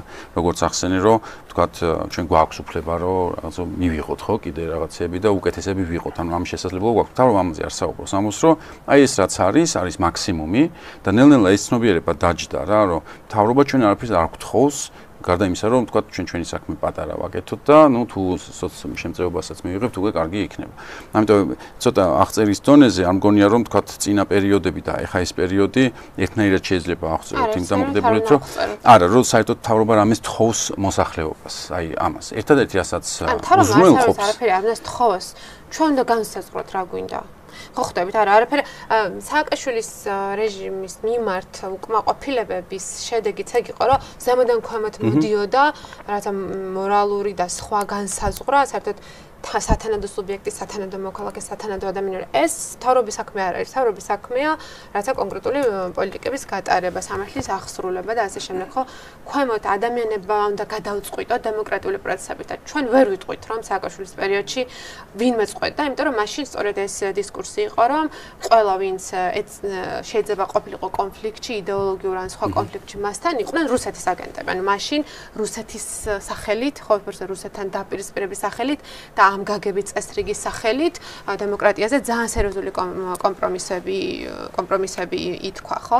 ამიტომაც მაგის თქმა მინდოდა, რომ ჩვენ არასდროს არ ვენდეთ მოქალაქეებს როგორი ქვეყნის მშენებლობა გვინდოდა სხვადასხვა ლოგიკით. ეხლაც ქართული ოცნება რას აკეთებს? რაღაცა ტიპის კონკრეტული წარმოდგენა ქართველის და მოქალაქეობის ახალისებულია, რომელიც ძალიან გავს პოსტსაბჭოთა ზარმაც, ცოტა კორუმპირებულ, ხო, რაღაც ტრადიციონალისტურ ქართველს, ხო, რომელიც გაჭედილი ამ ჰიბრიდულ იდენტობაში, არც ევროპელი, არც აზიელია, ხო, რაღაც ტურის მიიღებს, გაუცინებს, რუსულადაც ილაპარაკებს, რაღაც ესეთი, ხო? ესეთი სახეხატს ქმნის და მოკლედ ხო საერთოდ და ებრძვის იმათ, ვინც საუბრობენ რაღაცა პროგრესულ იდეებზე, ხო, ცვლილებებს და ასე შემდეგ. და მაგრამ ამის მიუხედავად, რომ ერთი შეხედვით ქართულ ოცნებას ეს იდეოლოგიური ნიღაბი არ აქვს, ხო, იმიტომ რომ ვერ აქვს კიცილობს ცოტა კონსერვატული იყო, მაგრამ თლად ესე არ გამოსდის. მეორე მხრივ ის უხეშ ავტორიტარულ ვერტიკალს ქმნის, რომელიც ყველას, ვინც მას ეწინააღმდეგება, პრაქტიკულად თავისუფლებას ართმევს, ხო? ამ ოცნებაზე მაინც თქვათ, რომ რამდენიმე წლის წინ, როდის გამოვიდნენ გამოვაგდეს ევროპელი სოციალისტებიდან რამდენიმე წლის წინ, ანუ ეს მაშინაც, ანუ ისიც ყალბი იყო და ესეც ყალბია, ჩემი აზრით, ვინაიდან რაღაც ნიშას ეძებდნენ თავისთვის და მანამდე ამბობდნენ, ჩვენ ვართ ევროპელი სოციალისტები, სოციალ-დემოკრატები, პრემიერი ყავდათ კვირიკაშვილი, რომელიც ამბობდა, მე მემარჯვენე ვარო, მაგრამ ეგ არაფერია, ამას იტანდნენ და როდესაც გამოვაგდეს იქიდან, მერე უცბად რადიკალურად შეცვალეს თავიანთი მიდგომა და დღეს გახდნენ ულტრაკონსერვატორები, რაც ასევე ყალბია, უბრალოდ სიტუაციურად ჭირდება ასე განსაკუთრებით ტრამპის კონტექსტში. ერთს დავამატებ, ლევან, თუ შეიძლება შენ დასვი ეს კითხვა, რა არის სამართლიანობა და ამაზე ჩვენს გვიკამათია და ალბათ მარადიული დილემა, რომელსაც ვერ ჩვენ გადავწყვეტ და ალბათ კაცობრიობა ვერ გადაწყვეტს ვინაიდან. მთავარი კითხვა ალბათ მაინც და ითქვა რომ თამთან მემარცხენე ვარო და მე აქამდე მემარჯვენე მეგონა თავი, მაგრამ ქართულ ოცნებას რო უყურებ, მე მგონი რადიკალი მემარცხენე ანარქისტი ვხდები ამათ შემხედარე და ვარ ნაციონალიზაციის და აი ყველაფერი ეგეც მოხდა. მაგრამ სინამდვილეში კონტექსტი არის ყოველთვის განსაზღვრელი. ხო, აი პირველი რაც საბაც ამბობდა, ძალიან საინტერესო кейსია მართლა სალვადორის кейსი და ალბათ მანდაც კონტექსტია განსაზღვრელი, ვინაიდან ზუსტად არ მახსოვს ციფრი, მაგრამ რაღაც კატასტროფული მაჩვენებელი იყო მკვლელობების. სოფლიოში იყვნენ პირველ ადგილზე. და სალვადორის გარდა ასევე ეგეთი სიტუაციები სადაც არის, აი მაგალითად ომანში სანამ სულთანი ყაბუსი იქნებოდა რა, როცა მამამისი გადააგდო და თვითონ მოვიდა და მე 70 წელი მართავდა რა, ან დომინიკის რესპუბლიკაში და ასე შემდეგ, ყველგან ანუ როცა ეს ავტორიტარი მოვიდა და ხალხი იყო რომ ოკეი, შენ იყავი, ყველგან მანამდე იყო კატასტროფული რაღაცა წარმოუდგენლად ცუდი სიტუაცია. ხო, ანუ ეგ უნდა გავითვალისწინოთ რა, საქართველოშიც ხო ეგ ვითარება იყო, როდესაც აი ხალხმა რაღაცა თვალსაზრისით თვალი დახუჭა ბევრ რაღაცაზე 90-იანებში, რომ ოღონდ მხედრიონი აღარ იყოს, ოღონდ ეს არ იყოს და რაღაცას მოვითმენთ. ხო, ეხლა უნდა იყოს სტაბილურობა. მე 99 წლის არჩევნების სლოგანი იყო სტაბილურობიდან კეთილდღეობისკენ, რა, თითქოს უკვე სტაბილურობას მოაღწია. ამ პრობლემა ის არის, რომ ხშირად ჩვენ აი თუნდაც იმიტომ რომ იდეოლოგიების ტყვეობაში ვართ, კარგავთ კონტექსტის განცდას. და კონტექსტი არის მოქნილობა და სინამდვილეში ჩვენ მოქნილობით შეგვიძლია ამა თუ იმ კონტექსტში არსებულ პრობლემებს შესაბამისი გადაწყვეტები შევთავაზოთ და ვიფიქროთ კონტექსტიდან გამომდინარე და არა იდეოლოგიური წინასწარ განწყობებიდან გამომდინარე. ამიტომ მგონია რომ სამართლიანობა რაც არ უნდა იყოს, კი გარკვეულწილად სუბიექტურობის არის, ხო? სუბიექტური არის. ეს არ ნიშნავს, რომ ჩვენ მას ვერ აღვასრულებთ. უბრალოდ შედეგი არ უნდა იყოს ჩვენი მიზანი. ანუ სამართლიანი შედეგი, ანუ თანასწორობა როგორც შედეგი ვერ იქნება, იმიტომ რომ აი თამთამას თქვა, ხო, ვიღაცას უნდა კაცო რომ დაждდეს, წამოწვეს ჩეროში და არაფერი აკეთოს. ვიღაცა შეიძლება ბევრი იშრომოს ადამიანმა მაინც ვერაფერს ვერ გახდეს, იმიტომ რომ უსამართლო სისტემაა. აი ეს უნდა იყოს ამოსავალი წერტილი ადამიანი, რომელიც ისწავლის, იშრომებს, ყველაფერს გააკეთებს, მაგრამ შეეჩეხება სისტემას, რომელშიც რა ვიცი, პაპუაშვილს მაგალითად აქვს ალაზნის ველზე ერთლარად მიღებული 100,000 კვადრატული მეტრი მიწა, ხო? შენ ვერ იყიდი ამას. ხო, ან მოვა მე ვიღაცა და რაღაც სხვა საქმე შეგიკერავენ. ეს არის უსამართლობა და ეხლა რასაც ამბობ, ხო და აი თამთასაც რომ იმაში ახსენებ მაგიტომაც, ხო, ეს არის უკვე ბაზისური წესრიგის შემდეგ რას ვეძახით სამართლიანობას რა, მაგალითად მემარცხენე მიმარჯვენე ეგ არის, მაგრამ ორივე ამოდის იქიდან, რომ წესრიგი არსებობს უკვე, ხო, მაგალითად ეს წესრიგი ინიშნავს, რომ რაღაც დაცულობა, ბაზისური, პენსია, ხელფასი, აი იქ მე ყובה სკოლაში იქნება თუ არა, არის აი ამ სამართლიანობის საკითხი რა ზოგადად. მაგიტო ხო არ ვაგებთ აი მათ შორის ალტერნატივის თვალსაზრისით, რომ ვერ თავაზობთ რომ ვამბობთ, იმიტომ რომ დღევანდელი რეჟიმი, ისე როგორც თქვა პუტინის თუ ნებისმიერი სხვა, გეუბნება რომ ეხა სამართლიანობა ან როგორ უნდა იქნოს საზოგადოება მოწყობილი, მაგაზე ვერ ვისაუბრებთ, იმიტომ რომ ბაზისურ წესრიგს ექნება საფრთხე. ამიტომაც ვართ მაგ დილემის წინაშე, ანუ ჩვენი მოქალაქეების დიდი ნაწილი დააყენეს არა იმ არჩევანის წინაშე და ნებისმიერ არჩევნებზე რომ თითქოს რაღაცაზე ვსაუბრობთ, ხა წინა არჩევნები არ ყოფილა, რომ ჩვენ ვხედავთ განათლებას ესე. წინა არჩევნები იყო, რომ ჩვენ თუ არ ვიქნებით, დაიწყება ომი. ხო და მშვიდობა გინდათ. აი მაგას აკეთებენ და ამიტომაც არის ნებისმიერი ეს დისკურსი, რა პოლიტიკური იქნება თუ სხვა, ან შენ უნდა ჩახვიდე მშვიდობის და სტაბილურობის და სამართლიანობის, რა ქვია, წესრიგის დონეზე და შენც რაღაც ალტერნატივი უნდა აკეთო, ანუ თქვა რომ მეც უზრუნველყოფ წესრიგს და მთლიანად მაგაზე დაიწყო საუბარი, როგორ უზრუნველყოფ წესრიგს და არა იმაზე, რომ როგორ ხედავ სამართლიანობას, იმიტომ რომ მისი ამორჩეველი, ან შენ ვისაც უნდა ელაპარაკებოდი, ან ავტორიტარული სისტემის ამორჩეველი, შენ როგორც კი უწყებ, რომ აი ხომ არ გონია, რომ ბავშვები რო უჭმელები არიან, სადღაც არის უსამართლო, ან ხომ არ ფიქრობ, რომ ჭიათურაში მაღაროველების მიმართ დამოკიდებული არის უსამართლო, ის გეუბნება, რომ კი, მაგრამ შეიძლება ხვალ ომი დაიწყოს რა, ანუ ჩაყევხარ წესრიგის დონეზე. ერთი სუპი მექნება, შევჭამდა. მე ხო რაღაცას ვიზამ, ხა მე მირჩევნია თბილისის ცეცხლი არ ენთოს, აი ამას პასუხობენ და ამიტომაც არის ჩვენი საუბარი ხშირ შემთხვევაში ფუჭი ან აცდენილი რა, ზუსტად რა და სხვათა შორის ესიც არის რომ ჩვენ აი რაღაცნაირი გაერთიანებებით ვერ მოახერხეთ რა, მაგრამ ვერც რეგიონალური, ვერც თქვათ სოციალური კლასების თვალსაზრისით, ანუ თითქოს რომ ერთი პრობლემა გვაქვს და ერთნაირად უნდა ვაგვაროთ, ან ყოველ შემთხვევაში გაერთიანებას რომ უფრო მეტი შედეგი ექნება, მანდაც ვიყოფით ხოლმე, იმიტომ რომ ეს ჯგუფები ვერ ხედავენ ისევ, ანუ რაღაცნაირად ლოკალურად უფრო ხედავენ საკუთარ უსამართლობას, ანუ თავის თავთან მიმართებაში, მაგრამ საერთო ბრძოლაში ვერ ხედავენ იმ დიდ ცვლილებას, რომელიც მათთვისაც და ჩვენთვისაც ერთნაირად მოიტანს რაღაცა სარგებელს. მაგის პრობლემა ჩემი აზრით გამოწვეულია იქიდან, რომ კიდევ ერთხელ ძალიან სწრაფად მივდივარ წინ, არ ვიცით სად მივდივართ, ჩვენც ვართ იმ რაღაცა სოფლიოს ნაწილი, რომელიც სრულად ახალ მოცემულობაში დგას და მე მგონია, რომ ამის ერთ-ერთი გამოხატულება არის ის, რომ მემარჯვენე და მემარცხენე ბრძოლა ჩვენც აღარ არსებობს. აი, მემარჯვენე მემარცხენეობაზე არ მინდავია 2019 წლის მერე, იმიტომ რომ აზრი აღარ აქვს რა, ანუ მგონია რომ თანამედროვე სამყაროში ეს ადამიანები აქ ვინც ხედავთ, აი თამთა ჩვენთვის არის ხო, ძალიან მემარცხენე აქეთ, მე თვითონ რაღაცა მგონია რაღაცა მემარჯვენე ცენტრის, ასე შემდეგ, მაგრამ საბოლოო ჯამში ჩვენ ვართ არა იმ კოორდინატების სისტემაზე, სადაც ვიღაცები აქეთ არა, ჩვენ ვართ ნალის თეორიის შუაში, სადაც ეს ცენტრისტი შედარებით რაღაცა ზომიერი ხალხი ხო, ადამიანები, ვისაც ჯერათ დემოკრატიის და ასე შემდეგ არიან რაღაცა ერთმხარეს და ნალის აქედაწევერზე და აქედაწევერზე ვინც არიან, ანუ რადიკალი მემარჯვენეები და რადიკალი მემარცხენეებად, ვისაც მოიხსენიებდით, ადამიანები, ვისაც არ ჯერათ დემოკრატიის და ფუნდამენტურად არიან ავტორიტარიზმის მომხრეები. მარჯვნიდან შეიძლება რა ვიცი, კურტისი არვინი იყოს, ეხლა მაგალითად ცნობილი კაცი გახდა, მარცხნიდან რა ვიცი, გერმანიის არჩევნები კაი მაგალითია, ხო, ლინკსი და ეს ლინკი, ხო, კი ბატონო, ანუ თანამედროვეში გულისხმობ უახლესი სამყარო იდგება არა მემარჯვენე მემარცხენე ბრძოლა შორის, რომ აი ბავშვებს უნდა ქონდეთ თუ არა უფასო სასკოლო ყובה, რაზეც შევთანხმდებით რა, არ იქნება ეგეთი არსებით რაღაცა მემარცხენეები იტყვიან რომ უნდა იყოს, მემარჯვენეები იტყვიან რომ ოკეი, მაშინ კორუფცია გადაანაწილე რა, ანუ ისე რომ ფული არ მოტეხოს ვიღაცა. ეგ არ არის. თანამედროვე ბრძოლა იქნება იმაზე, თამთამ რაც თქვა პრინციპში რომ ვენდობი თუ არა ადამიანს რომ მან მიიღოს გადაწყვეტილება თვითონ მან შეძლოს ქვემოდან ზემოთ რაღაცა პროცესების დაწყება ამაზე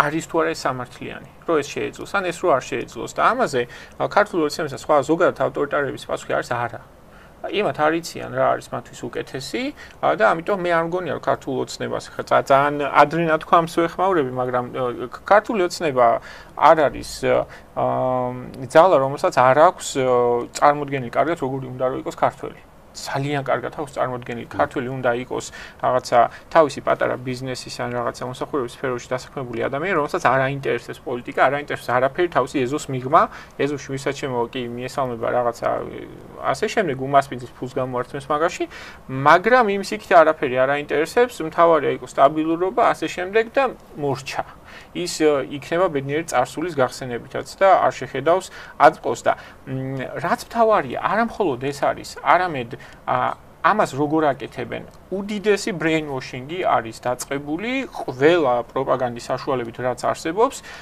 და თავიდან რატო ახსენე ეს ციფრული მედია და ასე შემდეგ წვდებიან იმაზე მეტ ადამიანს ვიდრე ეს საერთოდ წარმოდგენადი გვეგონა მხოლოდ ქართული ოცნების პოსტივის და იმედის კლიპებზე Facebook-ზე თვეში იხარჯება $120,000-ზე მეტი მარტო ბუსტის ფულისთვის წარმოუდგენელ ფულზე არის საუბარი ეს რა და ამით ახერხებენ იმას რომ თვითონ ანუ მოქალაქეებს ჯერთი არ გაუჩნდეთ საერთოდ რაღაც დამატებითი კითხვები და ასე შემდეგ მაგრამ როდესაც საუბარი შეეხება ესეთ ტერმინებს სამართლიანობას და ასე შემდეგ თავისთავად ის რასაც კითხულობენ სისტემურად იყოს ის მონაცემები ის ინფორმაცია ის ფაქტებიც კი ფაქტების გაყოლება ძალიან მარტივი რაღაცაა დღეს რასაც თვითონ მიაწვდიან და შესაბამისად მოქალაქეები ვეღარ შეძლებენ ამით რომ რაღაცა თვითონ მიიღონ გადაწყვეტილება ანუ აქ შემოვდივართ უკვე თავისუფლების ასპექტში რომ რამდენად თავისუფალი ხარ როცა შენ იღებ რაღაც გადაწყვეტილებას როცა ყველაფერი რაც შენ იცი იმ ადამიანის მოცემულია იმ ძალის მოცემულია რომელიც დაინტერესებულია შენ რომ კონკრეტული გადაწყვეტილება მიიღო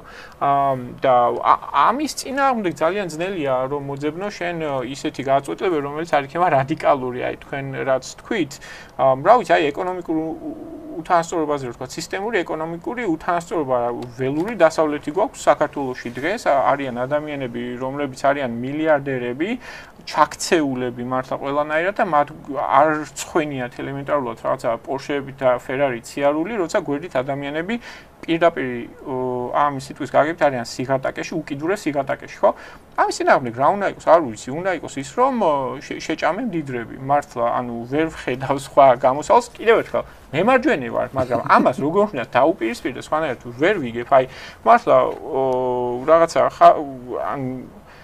თანავე აი ამ პოლიტიკოსებისგანაც კი მიუხედავად იმისა რომ ისინი არიან რაღაცა მემარჯვენე სპექტრის წარმომადგენლები ძირითადად ძალიან ადეკვატური იქნებოდა ჩემთვის ის დაპირება მაგალითად შეთავაზება რომ ჩვენ თუ მოვალთ ძალაუფლებაში ივანიშვილს ჩამოვართვებთ თლიანად ამ ქონებას და ვიღაცებს და თითოეულ მოქალაქეზე მოდის რა ვიცი რამდენიმე 1000 ლარი დაგირიგებთ სათითაოდ აი მართლა გავს რაღაცაზე გვიფიქრია მე მქონდა ეგეთი ვერსია რომ შევასრულოთ ივანიშვილის დაპირებები ივანიშვილის ფულით ხო ანუ მართლა ეგ არის იმიტომ რომ სისტემურ უსამართლობაზე და იქ არის ეს ფული სისტემურ უსამართლობაზე თუ საუბრობთ რომ ადამიანები არიან პრივილეგირებულები ადამიანებს არ ექცევათ ყურადღება და ასე შემდეგ ამისი გადაწყვეტის რაღაცა გრძელვადიან გეგმას ვერ მიაღწევ შენ თუ დემოკრატიის ელემენტარული პირობები არ გექნება და იმ მოცემულობაში სადაც ავტორიტარიზმი ქვეყანაში გლიჯინით იმარჯვებს, ხო? იმარჯვებს არა იმის გამო, რომ ადამიანებს არ სურთ დემოკრატია, არამედ ერთ ნაწილს არ შეუძლია რაღაცა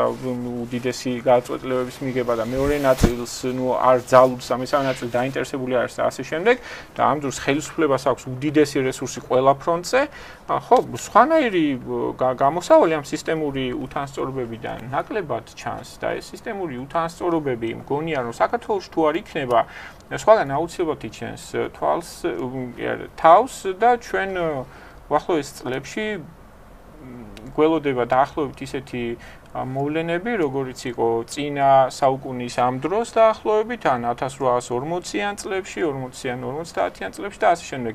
სამყარო ემზადება დიდი გადაადგილებებისთვის და უბრალოდ ერთად ვნახავთ საქართველოს სად იქნება ამ დროს. მოვახერხებთ იმას თუ არა, რომ უარი ვთქვათ ავტორიტარიზმზე და დავრჩეთ დემოკრატიული სამყაროს გვერდით.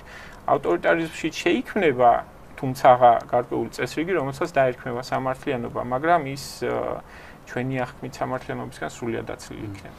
ეხლა რაც მოყევით ძალიან სიტუაციურად მარქსმა რა სამყაროც აღწერა, ეგრე აღწერე, ხო? ეგრე გამოვიდა რა, არის რაღაცა ჯგუფი, რომელსაც აქვს ძალიან დიდი ფული. მარქსიდან ნოზაკი ამ შემთხვევაში ერთ მხარეს იქნებოდნენ, რაც არ უნდა სასაცილო იყოს რა, იმიტომ რომ ორივე საუბრობდა ამ შემთხვევაში ერთი ემხრობოდა რაღაც აბსოლუტურ თანასწორობას, რაღაცა მსგავს, ხო? და მეორე ემხრობოდა საკუთრების უფლებას როგორც პრიმატულს, რომელსაც ყველა ვარიანტში უნდა დაისვას. საქართველოში ორივე დარღვეული არც თანაბრად არის, არავინ და არც არავის კერძო საკუთრება არ არის დაცული. ბაჩიაშვილის მაგალითზე ძალიან მარტივად შეიძლება. მაგრამ მაშინ რაც გამოდის არის ის, რომ მიუხედავად ამისა, ხალხი ვერ აფიქსირებს ამას. ანუ მაშინ პასუხი უნდა იყოს რა, იმიტომ რომ თუ სოციალური თანასწორობა არის ის, რაც ბაზა არის, ხო?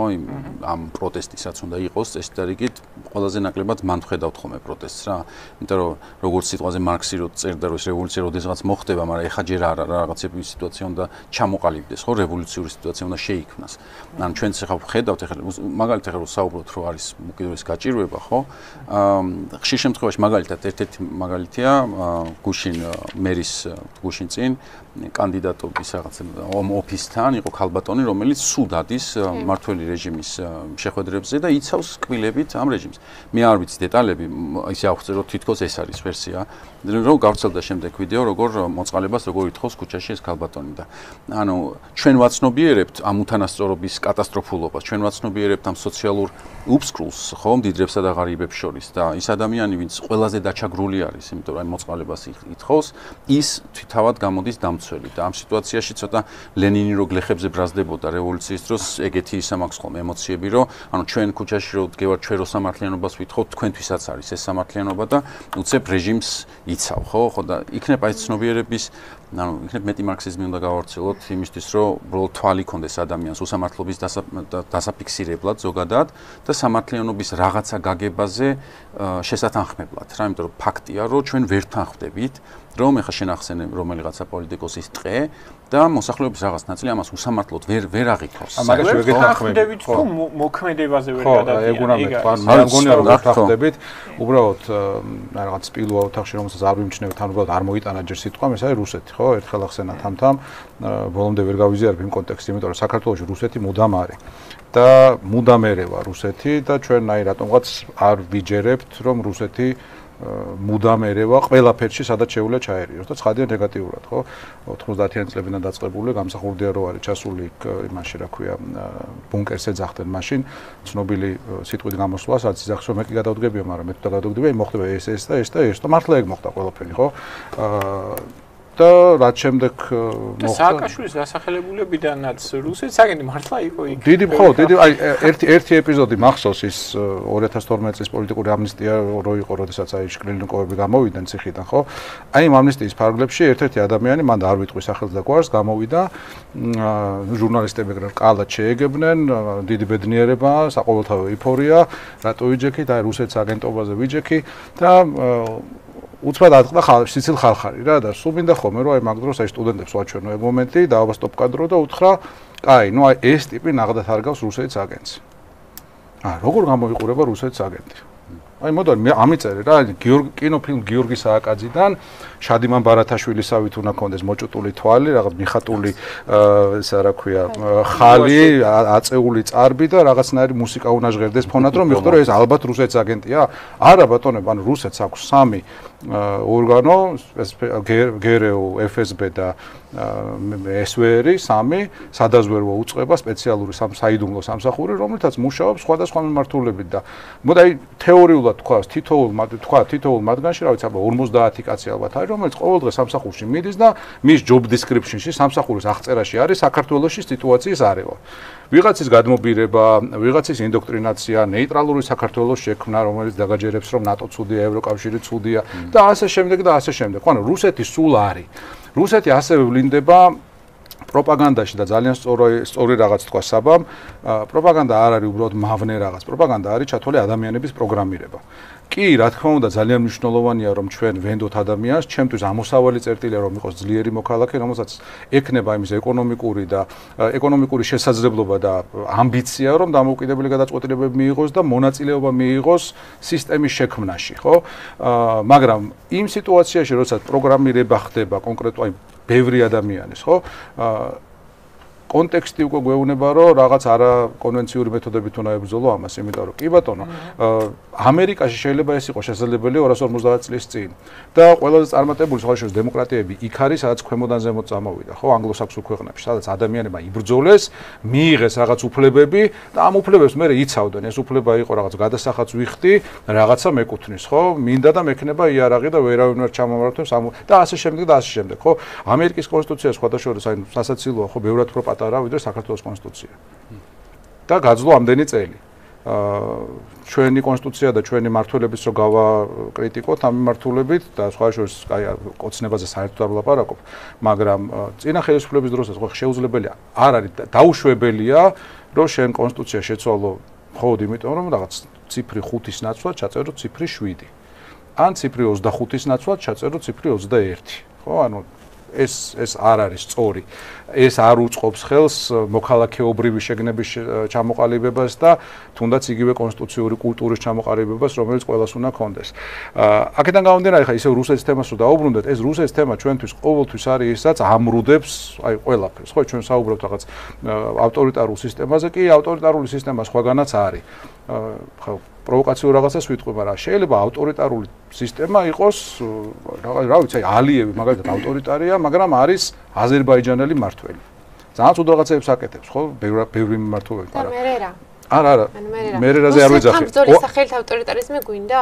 არა, მაგას არ ვიძახი. მე ვიძახი, რომ ორ მაგათ ცუდია ეს რეჟიმი, ვინაიდან ერთი ავტორიტარულია და მეორე იმიტომ რუსულია. ანუ ხო შეიძლება იყოს დაუშვათ, რომ აი ყავს ავტორიტარული რეჟიმი, რომელმაც დაიბრუნა აფხაზეთი.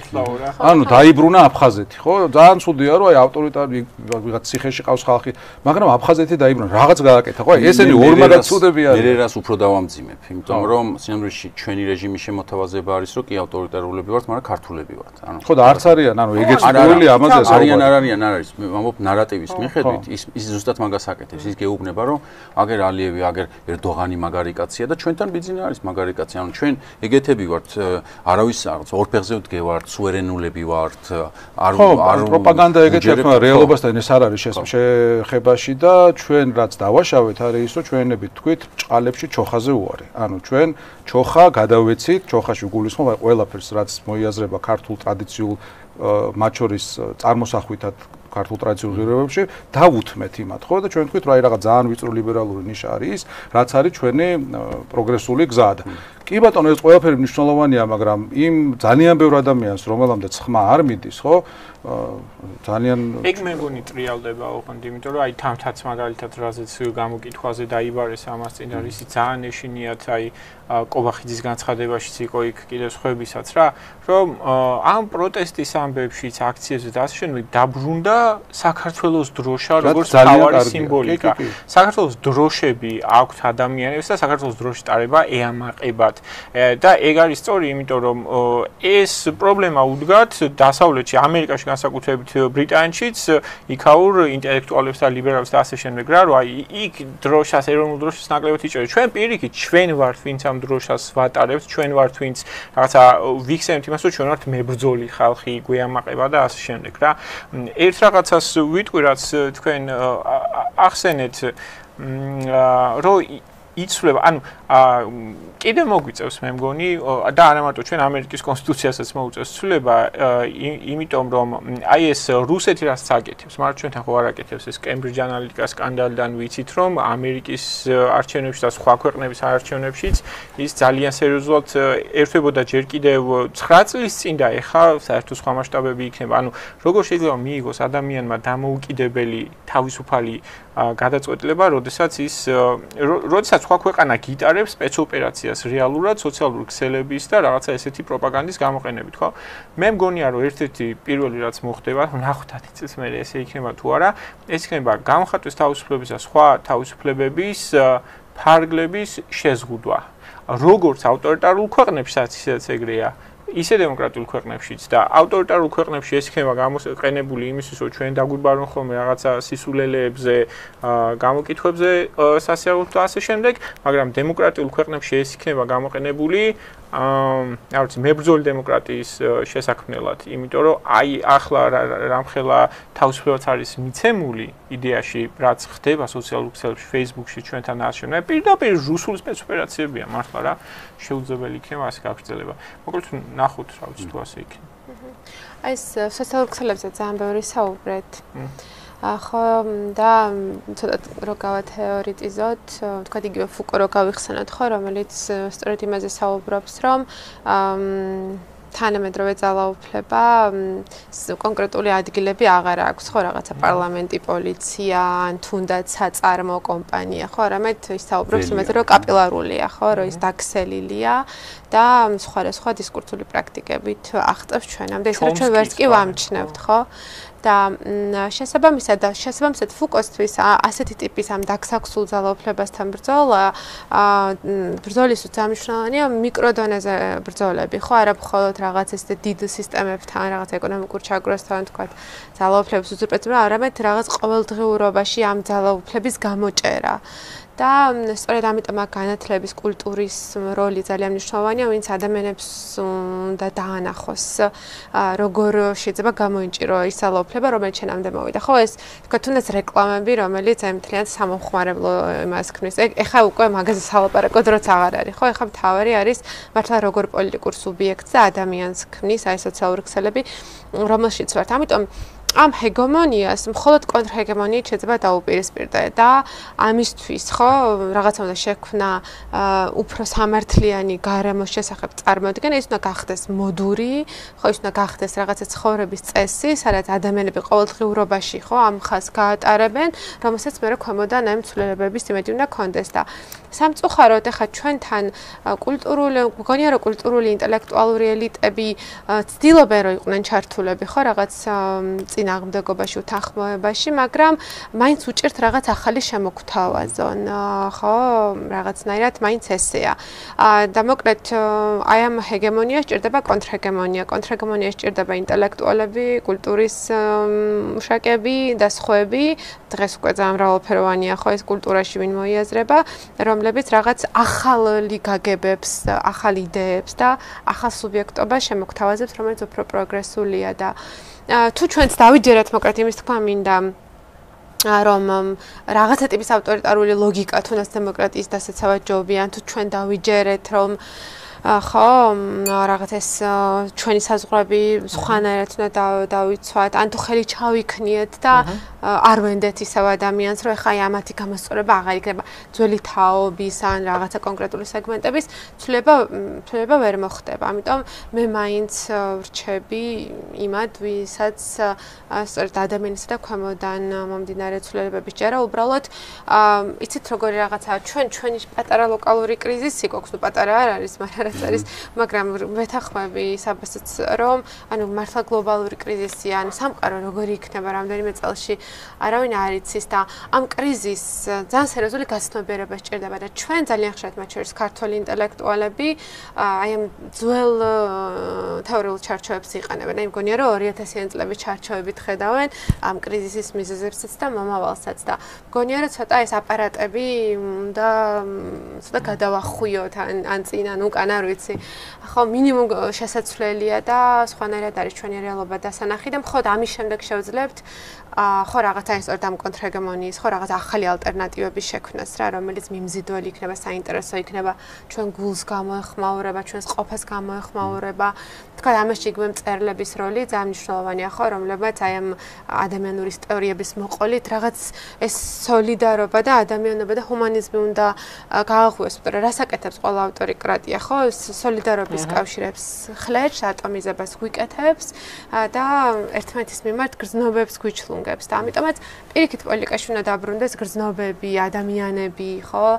რწმენა იდეალების მიმართ, რითაც მხოლოდ მოვახერხებთ, რომ კლავდეთ აი ამ ჩაგვრისა და ავტოკრატიის ლოგიკას, რომელიც ყველგან ბატონობს, ხო? პრაქტიკულად ყველგან ბატონობს და ერთ ოპტიმისტურ რაღაცასაც ვიტყვი, პრინციპში ძალიან აი ეს თუნდაც. ბოდიში სოციალური ქსელები შეიძლება სწორედ ამისთვის გამოიყენოთ. არა უარი თქვა, თუმცა მხოლოდ სოციალურ ქსელებზე წინააღმდეგობის ჩამოკიდება სწორი არ მგონია, იმიტომ რომ მგონია რომ რეალურ სივრცეებში ცნობა ვლაპარაკოთ ერთმანეთს და ვიგრძნოთ ერთმანეთი და ცოტა გავცვალოთ, ხო? მაგრამ ყველა ეს აპარატი, რომელიც აქვს ავტორიტარიზმს, შეიძლება გამოიყენო პირიქით, ხო? აი რაც მგონია არის, რომ აი ხა მართლა უდიდესი კრიზისი ხო გვაქვს გლობალური და ასე შემდეგ. მაგრამ ეს არ მგონია არსობრივი კრიზისი, ეს მგონია ფორმის კრიზისი და აი რას გულისხმობ რა? მგონია რომ რაღაც ძირითადი წესები, რომელთაც ადამიანებმა უნდა ვიცხოვრონ, სახელმწიფოებმა უნდა იცხოვრონ და ასე შემდეგ, არსებითად ნაპოვნია რა. არ არის სრულყოფილი, მაგრამ ყველაზე კარგი რაღაცა წესები არის ნაპოვნი, რომელსაც შეთანხმება ჭირდება, მაგრამ ეხლა ჩვენ აი ისტორიას რო შევხედოთ, როგორც აი ძალიან დიდ სურათში რა, ვართ ისევ იმ გუტენბერგის საწყის წლებში და მაშინ როცა მოიგონეს ეს პრესა, ხო, მანქანების წიგნების საბეჭდი, ეგ გამოიყენეს ავტორიტარებმა თავიდან. ძალიან დიდი ხნის არა, მაგრამ საკმაო ხნის განმავლობაში ისინი იყენებენ თავიანთი მოსაზრებების და იდეოლოგიების და ასე შემდეგ გასავრცელებლად. და ჩვენ რა კრიზისი ახლა გვაქვს არის ფორმის კრიზისი. როგორ ავითვისოთ ეს სოციალური ქსელები თუ რაღაც AI და ახალი რეალობა და ასე შემდეგ, რომ მე ზუსტად ეგ იარაღი გამოვიყენოთ იმას წინააღმდეგ, ვისაც არ სჯერა, რომ ადამიანები შეიძლება თანასწორები იყვნენ, სამართლიანები ერთმანეთის მიმართ და ასე შემდეგ. მგონია რომ ეგ დადგება, უბრალოდ ეს ფორმა უნდა მოიძებნოს და უფრო ნაკლები დრო დაჭირდება, ვიდრე ეგ დაჭირდა ბევრი საუკუნის წინ. ამიტომ მგონია რომ რაღაცა წესები სწორი გვაქვს ნაპოვნი რაღაცნაირად, მაგრამ ეხლა მაგას როგორ მივაწვდით ხალხს? აი ძალიან მნიშვნელოვანი წეგან უბრალოდ აი თამთო რო საუბრობდა, ეგ გამეფიქრა რა, რომ ძალიან ბევრი ინტელექტუალური სიტყვა ვახსენეთ ამ საუბარში და მეორე მხარეს ყავს ტიპი, რომელიც გეუბნება გარეჯი საქართველო. აი ძალიან მოკლე, გასაგები, არანაირი არ კონტრჰეგემონია და რაღაც აი არ ესმის ვიღაცას ხო პირობითად და გარეჯი საქართველო ესმის. უკვე წაგებული ვართ. იმიტომ რომ გარეჯი საქართველო არ არის, იმიტომ რომ ველაპარაკებით ხანდახან ისეთი ენით, რომელიც შეიძლება აი ზუსტად იმ ადამიანებისთვის, რომელმაც ქვემოდან უნდა შექმნან ეს მოთხოვნა და ქვემოდან უნდა დაძრან ეს ცვლილება, შეიძლება არ იყოს იმდენად გასაგები. მე ყოველთვის გონია სინამდვილეში ხა უცნაური არის ხოლმე, იმიტომ რომ მეც ყოველთვის ხარს უჭერ ცვლილებას ქვემოდან ზემოთ. ანუ არ არსებობს ცვლილება, რომელიც ზემოდან ქვემოთ გატარდა და ის შენარჩუნდა, იმიტომ რომ ორგანული უნდა იყოს, ხო, მხოლოდ ქვემოდან ზემოთ წამოსული ცვლილება არის ორგანული. ზუსტად ამიტომ არის საჭირო, რომ ჩვენ გავაძლიეროთ მოქალაქეები და გავაძლიეროთ მოქალაქეებში იგულისხმება ზუსტად ის, რომ მათ ჰქონდათ პირველი ეკონომიკური სიძლიერეც და ამბიციაც, იმიტომ რომ აი ეს ტვინის რეცხვის ნაწილი, რომელიც ყველა მოახსენეთ ამასობაში, მათ შორის ის არის, რომ დაიკიდე რა, რომ აი პოლიტიკას სხვა მიხედავს და შენ რაღაცას, ანუ აი იმის ამბიცია არ უნდა გქონდეს. ეს არის აპრიორი რაღაც რუსული ნარატივი. აი რუსეთის როლის რუსეთის როლი და კი არა ადგილიც უნდა ვიპოვოთ აი ამ დისკუსიაში, ვინაიდან ჩათვალეთ, რომ ჩვენ რასაც არ უნდა გეგმავდეთ და ვაკეთებდეთ, იქ ყოველთვის არის ტიპი, რომელსაც ყველანაირი ბერკეტი გააჩნია და მუდმივი ამბიცია გააჩნია, რომ ჩვენი ნებისმიერი კეთილშობილური ზრახვები ჩაშალოს და ის არ გამოვიდეს, რაც გვინდა რომ გამოვიდეს. ამიტომ აი ეს პრაგმატული განზომილება უნდა შევმატოთ ჩვენს იმას, რა ქვია, ჩვენს გეგმებს, ვინაიდან აი იმეორე ხშირად ქონია და ძალიან საინტერესო არის, ხო, ეს მემარჯვენე მემარცხენე დისკუსიების ახალი სუა. საბოლოო ჯამში მიდიხარ ერთ მარტივ კითხვამდე, როგორ?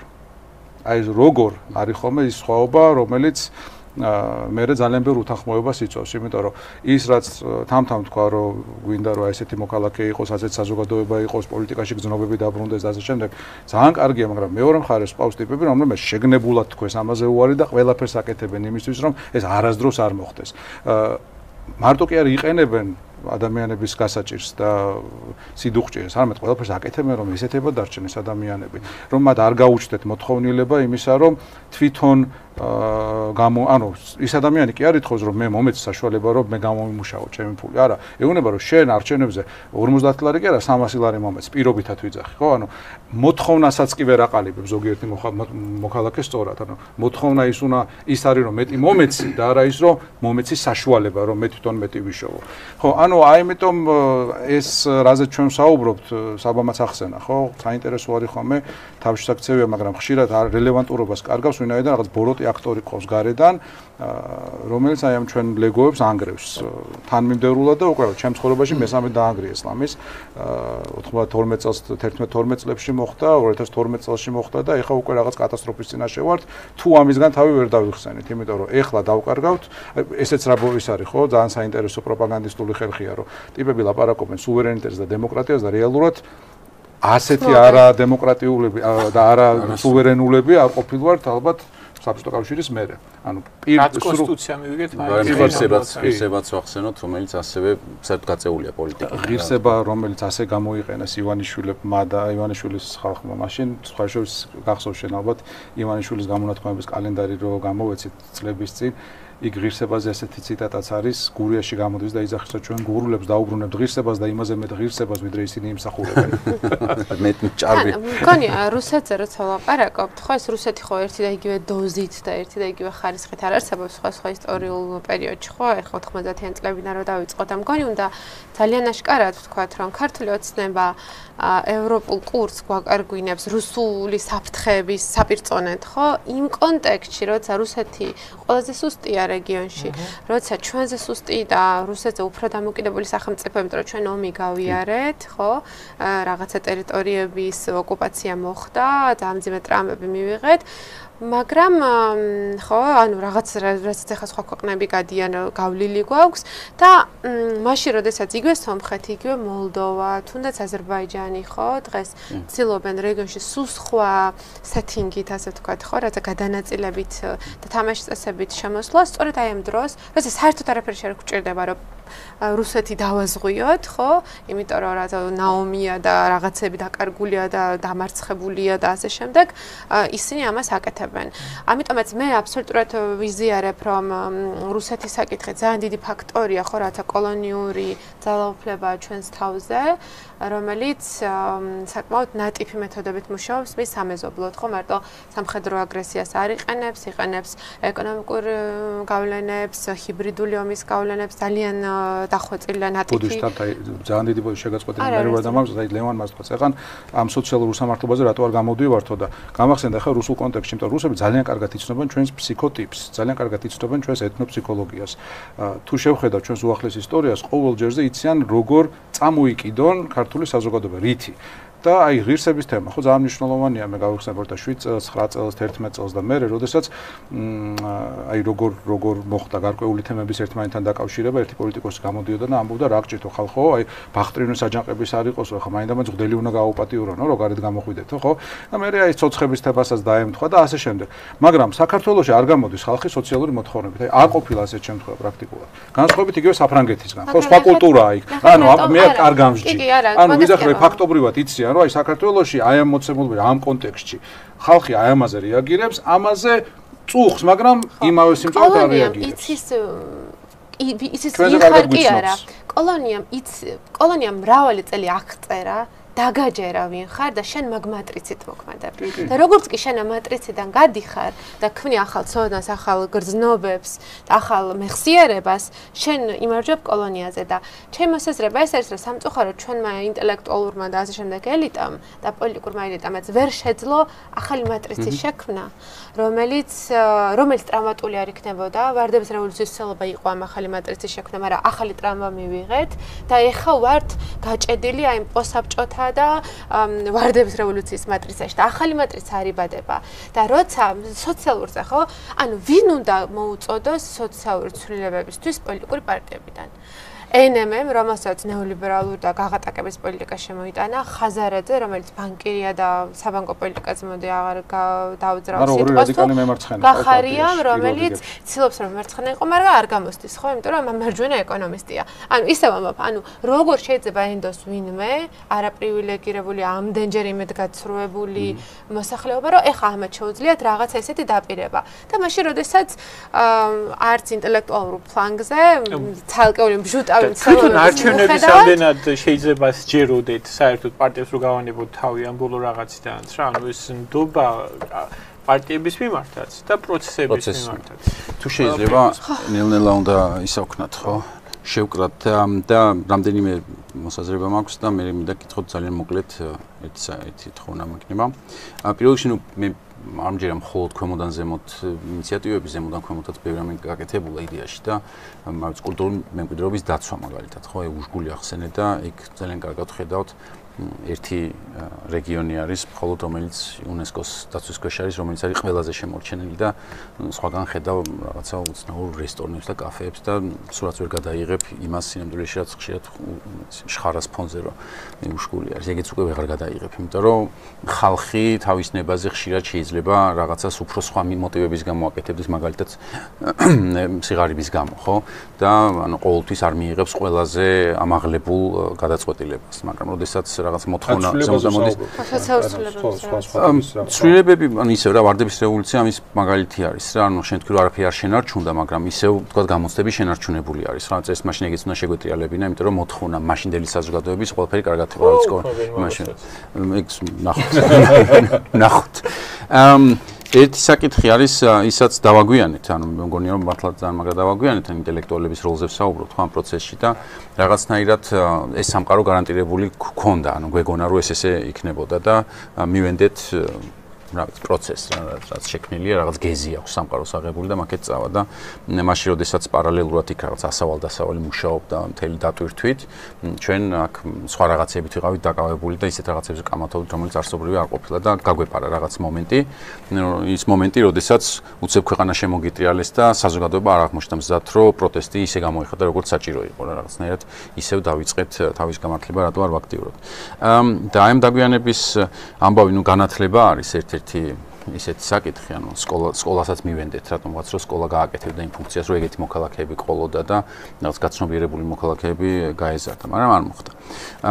დღეს მე ვხედავ პოტენციალს, ანუ მე ცოტა ესე შიშით არ უყურებ მომავალს, მათ შორის AI-ის საკითხში, რა, იმიტომ რომ როგორც ახლა თქვა გუტენბერგი შეიქმნა მე ვიღაცამ ბრძოლად გამოიყენა თქვა ან აიათოლამ აუდიო კასეტები და მივიღეთ ისლამური ირანი ანიშნავს რომ თქვა კასეტები და მაგნიტოფონი ცუდია თავისი არსით იმიტომ რომ სხვა დადვირთვაც ჰქონდა და კარგი ესე იქნება ეს AI-ც და რამეს მოვიფიქრეთ ნუ მithumetes ქართველები რაღაცა იქნება ჩვენი გამოთქმა რომ მაგის არ მეშინია ისევ რომ ამ ცენტრალურ დილემას დაუბრუნდეთ, ანუ მართლა ყველა ავტორიტეტი ჰანა არენდი აღწერს მაგალითად ტოტალიტარიზმის დასაბამში სტალინის ამ პოლიტიკას უცხოეთის აგენტებთან დაკავშირებით, როდესაც დაიწყო განადგურება თავის ამ ხალხის მტრების, ლოგიკა იყო ესეთი, რომ მათ უნდათ ხელისუფლებაში მოსვლა, ანუ ეს უკვე ბრალდება ოპოზიციისთვის, რომ ხელისუფლებაში უნდათ მოსვლა, ანუ ჩვენთანაც ხშირად ისმის ხოლმე, რომ მაგათ თითქოს რაღაც საშინელება უნდათ რა ოპოზიციონერებს. იმისთვის რომ მე ჩამოაგდონ სტალინი, მე რომ სტალინის პოლიტიკა რადიკალურად შეცვალონ, შეეკრან ჰიტლერს და მიწები გადაცენ. ანუ ეს იყო ჯაჭვი, ну ჰანდი ამის რომ ეს ჯაჭვი არ არსებობს უბრალოდ. ანუ ვერც ერთ იმაში ვერ ხედავდი, ვერც ტროცკისთან და ვერც სხვაგან, აი ამ ლოგიკას, რომ აუცილებლად თქვა ჰიტლერს უნდა შეეკრას, ხო მithumetes ტროცკი საერთოდ რაღაც იყო. მაგრამ ჩვენთანაც იგივე არის, ანუ სტალინიზმმა ძალიან დიდხანს გაძლო და ამათ აქვს ამბიცია რომ დიდხანს გაძლო. მაგრამ მე ვფიქრობ, რომ დიდი ნიუანსი არის ჩვენ, რა, ხალხი რომელიც ჯერჯერობით კიდე პროტესტშია, ხალხი რომელიც არაპირებს ამასთან შეგუებას და ძალიან ბევრი ინიციატივა გაჩნდა. მათ შორის თქვა ეხლა დღეს რო შედვართ ამაზე ვსაუბრობთ, ეგეც არის. ჩვენ თქვით რომ ამ თქვა მშვიდობის დონეზე ამ თქვა ვერ პასუხობ და იქ ახსოვთ რომ წინა არჩევნებზე ერთ-ერთი ბრალდება ოპოზიციის მიმართ ეგ იყო რომ მაშინ როდესაც ყველანი ხედავდით რამხელა დატვირთვა მისცა მშვიდობის საკითხს ხელისუფლებამ ჩვენ თქვით რომ მოდი ამაზე არ ვისაუბროთ მოდი ომზე არ ვისაუბროთ მოდი დღესაც ესე გავაკეთოთ იმიტომ რომ ძალიან დიდი თემა არის ძალიან მოკლედ კი არ გავანეიტრალოთ თქვა ის რომ მშვიდობა არ იქნება და დავიწყოთ ეს საკითხი რომ საერთოდ ეგ საკითხი დგას რა წინადადებით შეიძლება ადამიანს აი ამ შინაგანში ჩავწვდეთ, აი ამ რაღაც ემოციურში, რომელიც ადასტურებს, რომ არანაირი მშვიდობა არ ღირს, თუ ის არ ეფუძნება სამართლიან ურთიერთობებს ერთმანეთს შორის, მოქალაქეებს შორის. ან არანაირი წესრიგი არ არის ფასეული, თუ უფლებები არ არის მაგალითად ადამიანის დაცული.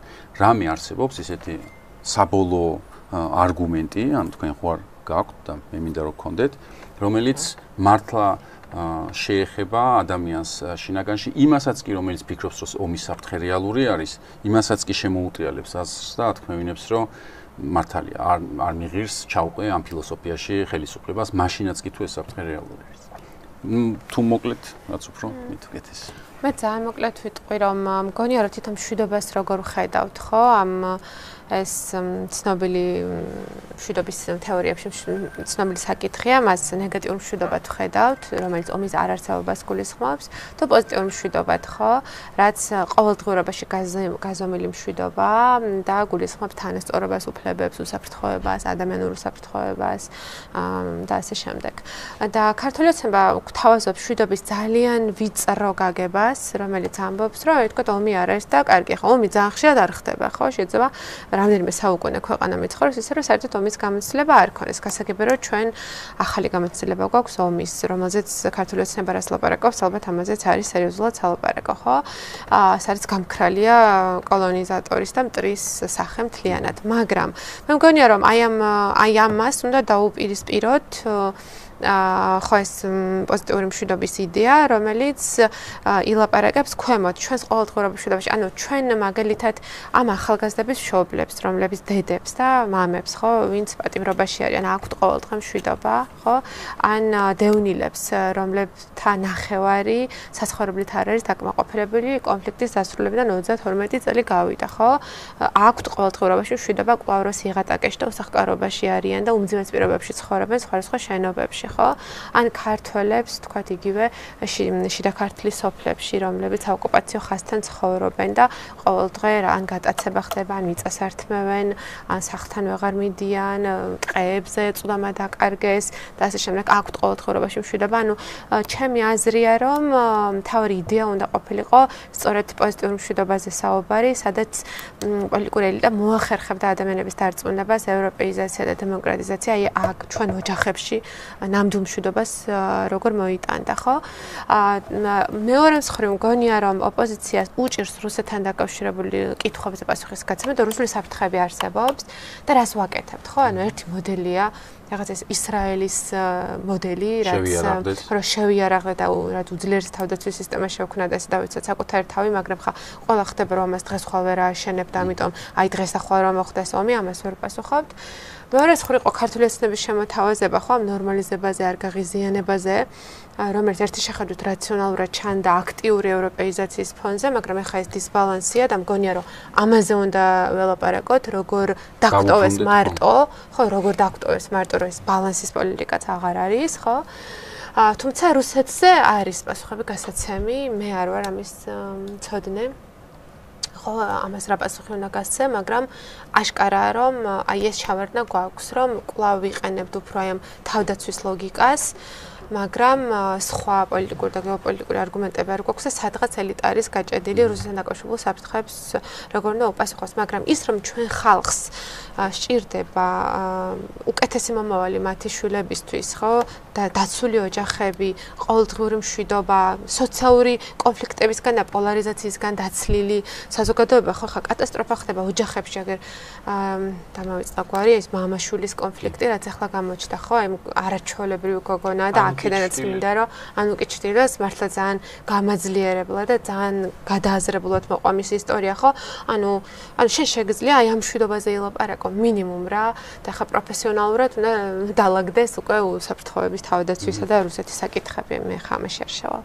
ხო, რაც შეეხება ოპოზიციას და კრიტიკულ მედიას, მე შემიძლია თავწეულად თქვა ეს, იმიტომ რომ უკვე წლებია შეიძლება ითქვას 12 წლიდან 2012 წლიდან ამას ვამბობ, რომ საჭირო არის კონტრჩარჩოების შექმნა, ანუ არა მხოლოდ იმის იმაზე პასუხი, რასაც ოცნება გვეუბნება, არამედ ჩვენი ჩარჩოების შექმნა და აი იმ დისკუსიის იმ სივრცეში წარმოება, ხო? შენ სწორად თქვი, რომ აი ოპოზიციას არ ქონა პასუხი იმაზე, ომი თუ მშვიდობა და ამაზე საერთოდ არ ილაპარაკეს. რაზე ილაპარაკეს? პასუხი მარტივია. მოდი ჩავატაროთ კვლევა, ჩავხედოთ კვლევას, რას გვეუბნება, კვლევა გვეუბნება, დასაქმება, რაღაც ჯანდაცვა და ასე შემდეგ. ყველა ხო, ანუ ხო, სოფლიოს ყველა ქვეყანაში ალბათ, მეტნაკლებად სტანდარტულად, ყველა ეპოქაში ჩატარებულ კვლევებში, ალბათ ტოპ 5-ზე, ტოპ 10-ში, ეს იქნება ერთი და იგივე, ანუ ეს კვლევა არაფერს არ მეუბნება. ეხლა კითხვა, 2012 წელს ჩატარდა რამდენიმე კვლევა საქართველოში, სოციალური კვლევა, საზოგადოებრივი აზრის კვლევა უფრო სწორად და რამდენ კვლევაში აერა იყო, ენდია იყო, მეგონი ორი მაინც იყო, რამდენ კვლევაში ამოვიდა ციხეებში მდგომარეობა, როგორც საზოგადოებისთვის მნიშვნელოვანი ფაქტორი. არც ერთში. არც ერთში. მიუხედავად ამისა, ვიღაცამ ძალიან კარგად იცოდა, რომ ზუსტად ეს არის ტრიგერი, რომელიც ხალხს გააბრაზებს და შეცვლის საქართველოს სიტუაციას, ხო? ეხლა 2000 წელია, ეხლა 2025-ია და არჩევნებში შევდივართ, ეხლა გზაში მოვდივდი, რადიოში უსმენდი, ერჩემს ნაცნობს, რა ვიცი, ძალიან პატივცემულ ადამიანს, ამ შემთხვევაში ლელოს წევრია, სულ მინდა ვკითხო, რა შედიხარ არჩევნებში, ხო? და მიზანი რა გაქვს? ანუ რა მიზნით შედიხარ არჩევნებში? გამოგლეჯვა არის რამდენად ხო, სერიოზულად ვილაპარაკოთ, ხო? სერიოზულად. რა არის არჩევნებში შედიხარ მიზანი, ხო? გინდა რომ გაიმარჯვო, ხო? სხვა მიზანი ხო არ არსებობს, იმიტომ რომ ნიღაბი ჩამოვხსენით. არჩევნები რო არ ტარდება და ყალბდება, ეს ყველამ დაინახა. აი, ეხლა ამ ვითარებაში რა მიზანი გვაქვს და იქნებ მეც მოვდივარ, ხო? აი, მიზანზე ჩამოყალიბდე. აი, ეს არის ხოლმე, ხო? აი, რაღაც დეტალებში ვიკარგებით ხანდახან და ჩარჩო გვავიწყდება. იგივე ერთსაც ვიტყვი და გადავულოცავს აბას. აი, თამთამას თქვა რამდენჯერმე რომ აი, ქართული ოცნება ამას აკეთებს, მანამდე ევროპეიზაციის ფონზე რო აკეთებ და რუსეთთან დათბობის თუ რაღაც არ გაღიზიანების პოლიტიკას ეს კიდე მისაღები იყო. ჩემი აზრით, აი, თუ გავხედავ დღევანდელი გადმოსახედიდან, ანუ არანაირ ეჭვს არ იწვევს ის, რომ ცხადია არა ამორჩეველი, ცხადია არა ოცნების პარტიული თუ კოალიციური შემადგენლობის 99%, მაგრამ ის მთავარი, ვინც ოცნებაში წყვეტდა ყველაფერს, იმ თავითვე იყო რუსული მანდატის მატარებელი. მე შემიძლია გაგიზიაროთ, ბევრ თქვენგან შეიძლება აქვს საკითხული კიდევ 2012 წელს რა წერილი გამოაქვეყნა ივანიშვილმა ევროპულ პრესაში. აი ამ წერილს სიამოვნებით მოაწერდა ხელს სერგეი ლავროვი. წერილი სადაც საუბარია იმაზე, რომ საქართველოს უნდა შეწყვიტოს იარაღი ჟღარუნი, რომ ეთნიკური კონფლიქტები საქართველოში, რომელიც საუკუნეების წინ იღებს სათავეს, არ უნდა გადაწყდეს. ანუ პირდაპირ რუსული მესიჯებია, რომ ესენი არიან ვიღაც აბორიგენები, რომლებსაც არ შეუძლია ერთმანეთთან დალაგება, ეთნიკური კონფლიქტებია და არა პოლიტიკური კონფლიქტები და შესაბამისად მე იქ ვარ, ვალაგებ სიტუაციას, იწლანე იქნება და თქვენ გაეშვით. აი ესეთი მესიჯებით არის დახუნძული. ამას შემთხვევით ადამიანი ვერ დაწეს. ეს არ არის არასწორი პოლიტიკური ხედვა, მემარჯვენე, მემარცხენე, ლიბერალური თუ ასე შემდეგ, ხო? ეს არის ჩვეულებრივად ჩვენი ქვეყნის წინააღმდეგ დაწერილი ძალიან კარგად ჩამოყალიბებული გეგმა იყო და აქედან იღებს აი ამ ყველაფერს სათავე და დღესაც კიდე არ უნდა აი ვიმეორებ, არ უნდა გქონდეს იმის ილუზია, რომ ჩვენ შეგვიძლია აი ამ კონტექსტიდან დაცლილად ვილაპარაკოთ ან სოციალურ თემებზე, ან კულტურულ თემებზე, ან კონსტიტუციურ თემებზე და ასე შემდეგ, იმიტომ რომ ეს არის ის დიდი რაღაც დათვი თუ სპილო თუ რაც გინდა ოთახში, რომელიც ყველაფერში არის ჩართული. დღე არ გავა, ხო? წინა კვირას კიდე ახალი პარტია გააქტიურდა რა და არ მახსოვს რა ქვია, ევროპელი მემარცხენე ალიანსი. ხო, რაღაცა რომელიც ან პირდაპირ გამოდის, დარწმუნებული ვარ, ეგეც ხა შათილიშვილის სტილის ტექსტია. უბრალოდ ხანვინ აწერს ხელს და ხანვინ აწერს ხელს და მორიგი ანტიდასავლური, ასე ვთქვათ, ტალღა შემოვიდა ჩვენ სივრცეში და ჩვენ მარტო აი სიმპტომებს ვებრძვით თითქოს და არა იმ თავარს. და თავარი არის ვიმეორებ, რომ ამ ყველაფერს უკან დგას ჩვენი მტერი სახელმწიფო, რომელიც ყველაფერში გვიშლის ხელს. დემოკრატიაშიც, კანონის უზენაესობაშიც, სამართლიანობის შეგნებაშიც, მოქალაქის გაძლიერებაშიც და ყველაფერში, ხო, აბარა. ბოდიში. მოკლედ შევეცდები, როგორც შენ თქვი, ანუ რას ვეტყოდით, ესე იგი, ბოდიში სამართლიანობასა და წესრიგზე, ხო?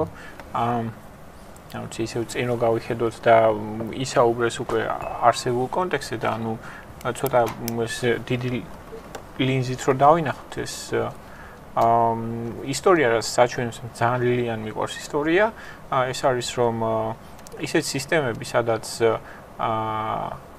გვაქვს სამართლიანობის აღქმა წესრიგის გარეშე დასაწყისშივე განწირული არის დამარცხებისთვის, ეს არის მაგალითად ჰაიტის ისტორია, რომელსაც სამართლიანი ბრძოლა მოიგო თავისუფლებისთვის გახდა პირველი დამოუკიდებელი ყოფილი მონების სახელმწიფო, მაგრამ დღემდე კატასტროფაშია სხვადასხვა მიზეზების გამო. სისტემები, სადაც გვაქვს წესრიგი სამართლიანობის გარეშე, უფრო დიდხანს ძლევენ, მაგრამ როგორც წესი, რამდენიმე თაობას ვერ ცდებიან ხოლმე, რადგან ეს სისტემები, რომლებიც დაცლილია სამართლიანობისგან, ხო, კონსოლიდირდება და მერე ინგრევა. საბჭოთა კავშირიც მაგის მაგალითია და სულ რომ მოეგო ის ომი მეორე მსოფლიო ნაცისტურ გერმანიას ისინი ასე დაასრულებდნენ აუცილებლად. და ეგეც მკვდრაჩობილია თავიდანვე. და ამიტომ რასაც ვთხოვდი ყველას, ეს არის რომ აირჩიეთ არა წესრიგი სამართლიანობაზე ან სამართლიანობა წესრიგზე, არამედ მოინდომეთ ორივე და უბრალოდ გახსოვდეთ რომ იესო ქრისტეს მერე მართლა ვინც რაღაცა სამართლიანობას იბრძოდა თუნდაც ჩვენი აგერ კოსტავას ჩათვლით ხო განდიდას ხვები რო არ ვახსენოთ ხო ყველას წესრიგის დარღვევისთვის ჯიდნენ ისინი ვისაც სამართლიანობა არ სურდათ ამიტომ ნუ მოტყუდებით მარტივად როდესაც წესრიგზე და რაღაცა ეგეთებზე მიგითითებენ და ამ საფუძვლით გთხოვენ სამართლიანობის დათმობას ხო მაგ საერთაშორისო კონტექსტი ძირითადად რუსეთზე ფოკუსირდით და დასავლეთი ისე ქონდა პერიფერიაზე საუბრის, მაგრამ ზოგადად ისტორიაში ეს წესრიგი სამართლიანობის ნაცვლად არის იმპერიული მოდელი, ხო, იმპერიალიზმი კი ვახსენე. ანუ იმპერიის იდეა არის რომ არის რაღაც მშვიდობის მომტანი რაღაც რეგიონისთვის, რომელიც არის განუვითარებელი ველური, ისედაც ერთმანეთში რაღაც ცუდი ურთიერთობები ჰქონდათ, ხოცავდნენ ერთმანეთს და ხო ვერ ლაგდებოდნენ და ეს მოვიდა წესრიგით და დაალაგა და შემოაქვს განათლება, შემოაქვს წესრიგის კანონები და ასე შემდეგ. და ამ კონცეფციას ქვია პაქს რომანა რაციო, ხო, პირველი რომაული მშვიდობა. რაღაც გარკვეულ პერიოდში სტაბილურად იმპერია არსებობს და ეგეთი პაქს იმპერიები არსებობს, ხო, პაქს მონგოლიკა არსებობდა. ეხლა ვართ ამ პაქს რუსეთის რაღაცა ახალ ფორმირებაში, ხო, თითქოს რაღაცა ახალ წესრიგს გვთავაზობს, ახალ მშვიდობას გვთავაზობს და როგორც იმპერიული წესრიგის სინამდვილეში არის ჩაგვრელის წესრიგი და ჩაგვრელის მშვიდობა ანალოგიურად ქვეყნის შიგნითაც ავტორიტარის მშვიდობა ან ავტორიტარის წესრიგი არის აუცილებლად ჩაგვრელის მშვიდობა და წესრიგი და ზუსტად ამას ვჩივით და ამიტომ ვართ ახლა აქ და ამაზე ვსაუბრობთ რომ რეალური წესრიგი და მშვიდობა მხოლოდ უნდა მოიაზრებდეს თავანასწორობას, თავისუფლებას და სამართლიანობას და სხვანაირად უბრალოდ ვიქნებით ვიღაცა ხალხი თუ რაღაცა ხალხი რომელიც ემსახურება ადამიანთა გარკვეულ ჯგუფს და მათთვის არსებობს წესრიგიც, მათთვის არსებობს ბედნიერებაც, თანასწორობას ერთმანეთში და ჩვენთვის არსებობს მხოლოდ სოციალური დაცვა და ბილეთი, რომ აქედან წახვიდე ძალიან მიმართულებით და თუ მოახერხებ იქიდან არჩინო ოჯახი. აი დაახლოებით ამ სიტუაციაში ვართ, ეგეც არ გვიხსენებია რა რაოდენობის ადამიანი არის იძულებული რომ ქვეყნიდან და როგორ შეიძლება ქვეყანას რომელსაც აქვს პრეტენზია მშვიდობაზე, ამდენი ადამიანი ხო ეკონომიკურ ზრდაზე ამდენი ადამიანი ტოვებს, გარბის ხალხი იცლება. საქართველოს ანუ რეგიონებზე აღარ არის საუბარი, დიდი ქალაქები უკვე მცირე ქალაქის სტატუსებს იძენენ და სოფლები უბრალოდ დაცარიელებულია. ეს არ არის მოკლედ მშვიდობა და ვფიქრობ, აი ამის გაცნობიერება რომ სანამ ჩვენ უშუალოდ ანუ რაღაცა სიკეთეებს მოველით ხელისუფლებისაგან, მოვითხოვოთ სამართლიანობა და ამაზე დაფუძნებული რაღაცა ძირითადი მექანიზმი სახელმწიფოს მოქმედების ზუსტად სამართლიანობა მგონია. თუ დაკვირვები ხარ, ხელისუფლების წარმომადგენლები პრაქტიკულად არასდროს არ იყენებენ სიტყვას მოქალაქე. ისინი იყენებენ სიტყვას მოსახლეობა. ანუ მოსახლეობა ვარ ჩვენ რაღაც ტერიტორიის, ხო, პოპულაცია, რომ აი რაღაც არსებები, რომელიც აქ ცხოვრობენ და არა მოქალაქეები, რაც თავისთავად ძალიან ბევრ რაღაცას გულისხმობს. მე დიდი იმედი მაქვს, რომ ეს გაცნობიერება მოხდება და აი მე დიდი ცვლილებები იქნება და იმისიც მჯერა, რომ თქვათ ინტელექტუალებს შეიძლება დღეს ბევრი რამე დავწამოთ, მაგრამ ეხა ამ პროცესში გამოჩნდა, რომ ძალიან ბევრი ადამიანი, უფრო მეტი აღმოჩნდა, უფრო აქტიური, ვიდრე ჩვენ შეგვეძლო წარმოგვედგინა და ეს არის დიდი იმედი, რომ ამ ცვლილებების მერე ჩვენ შევქმნით ისეთ სახელმწიფოს, რომელსაც ნამდვილად ვიმსახურებთ. ძალიან დიდი მადლობა, რომ იყავით ჩვენ ერთად და შევხვდებით რამე სხვა უკეთეს ან ისეთ სიტუაციაში. დროებით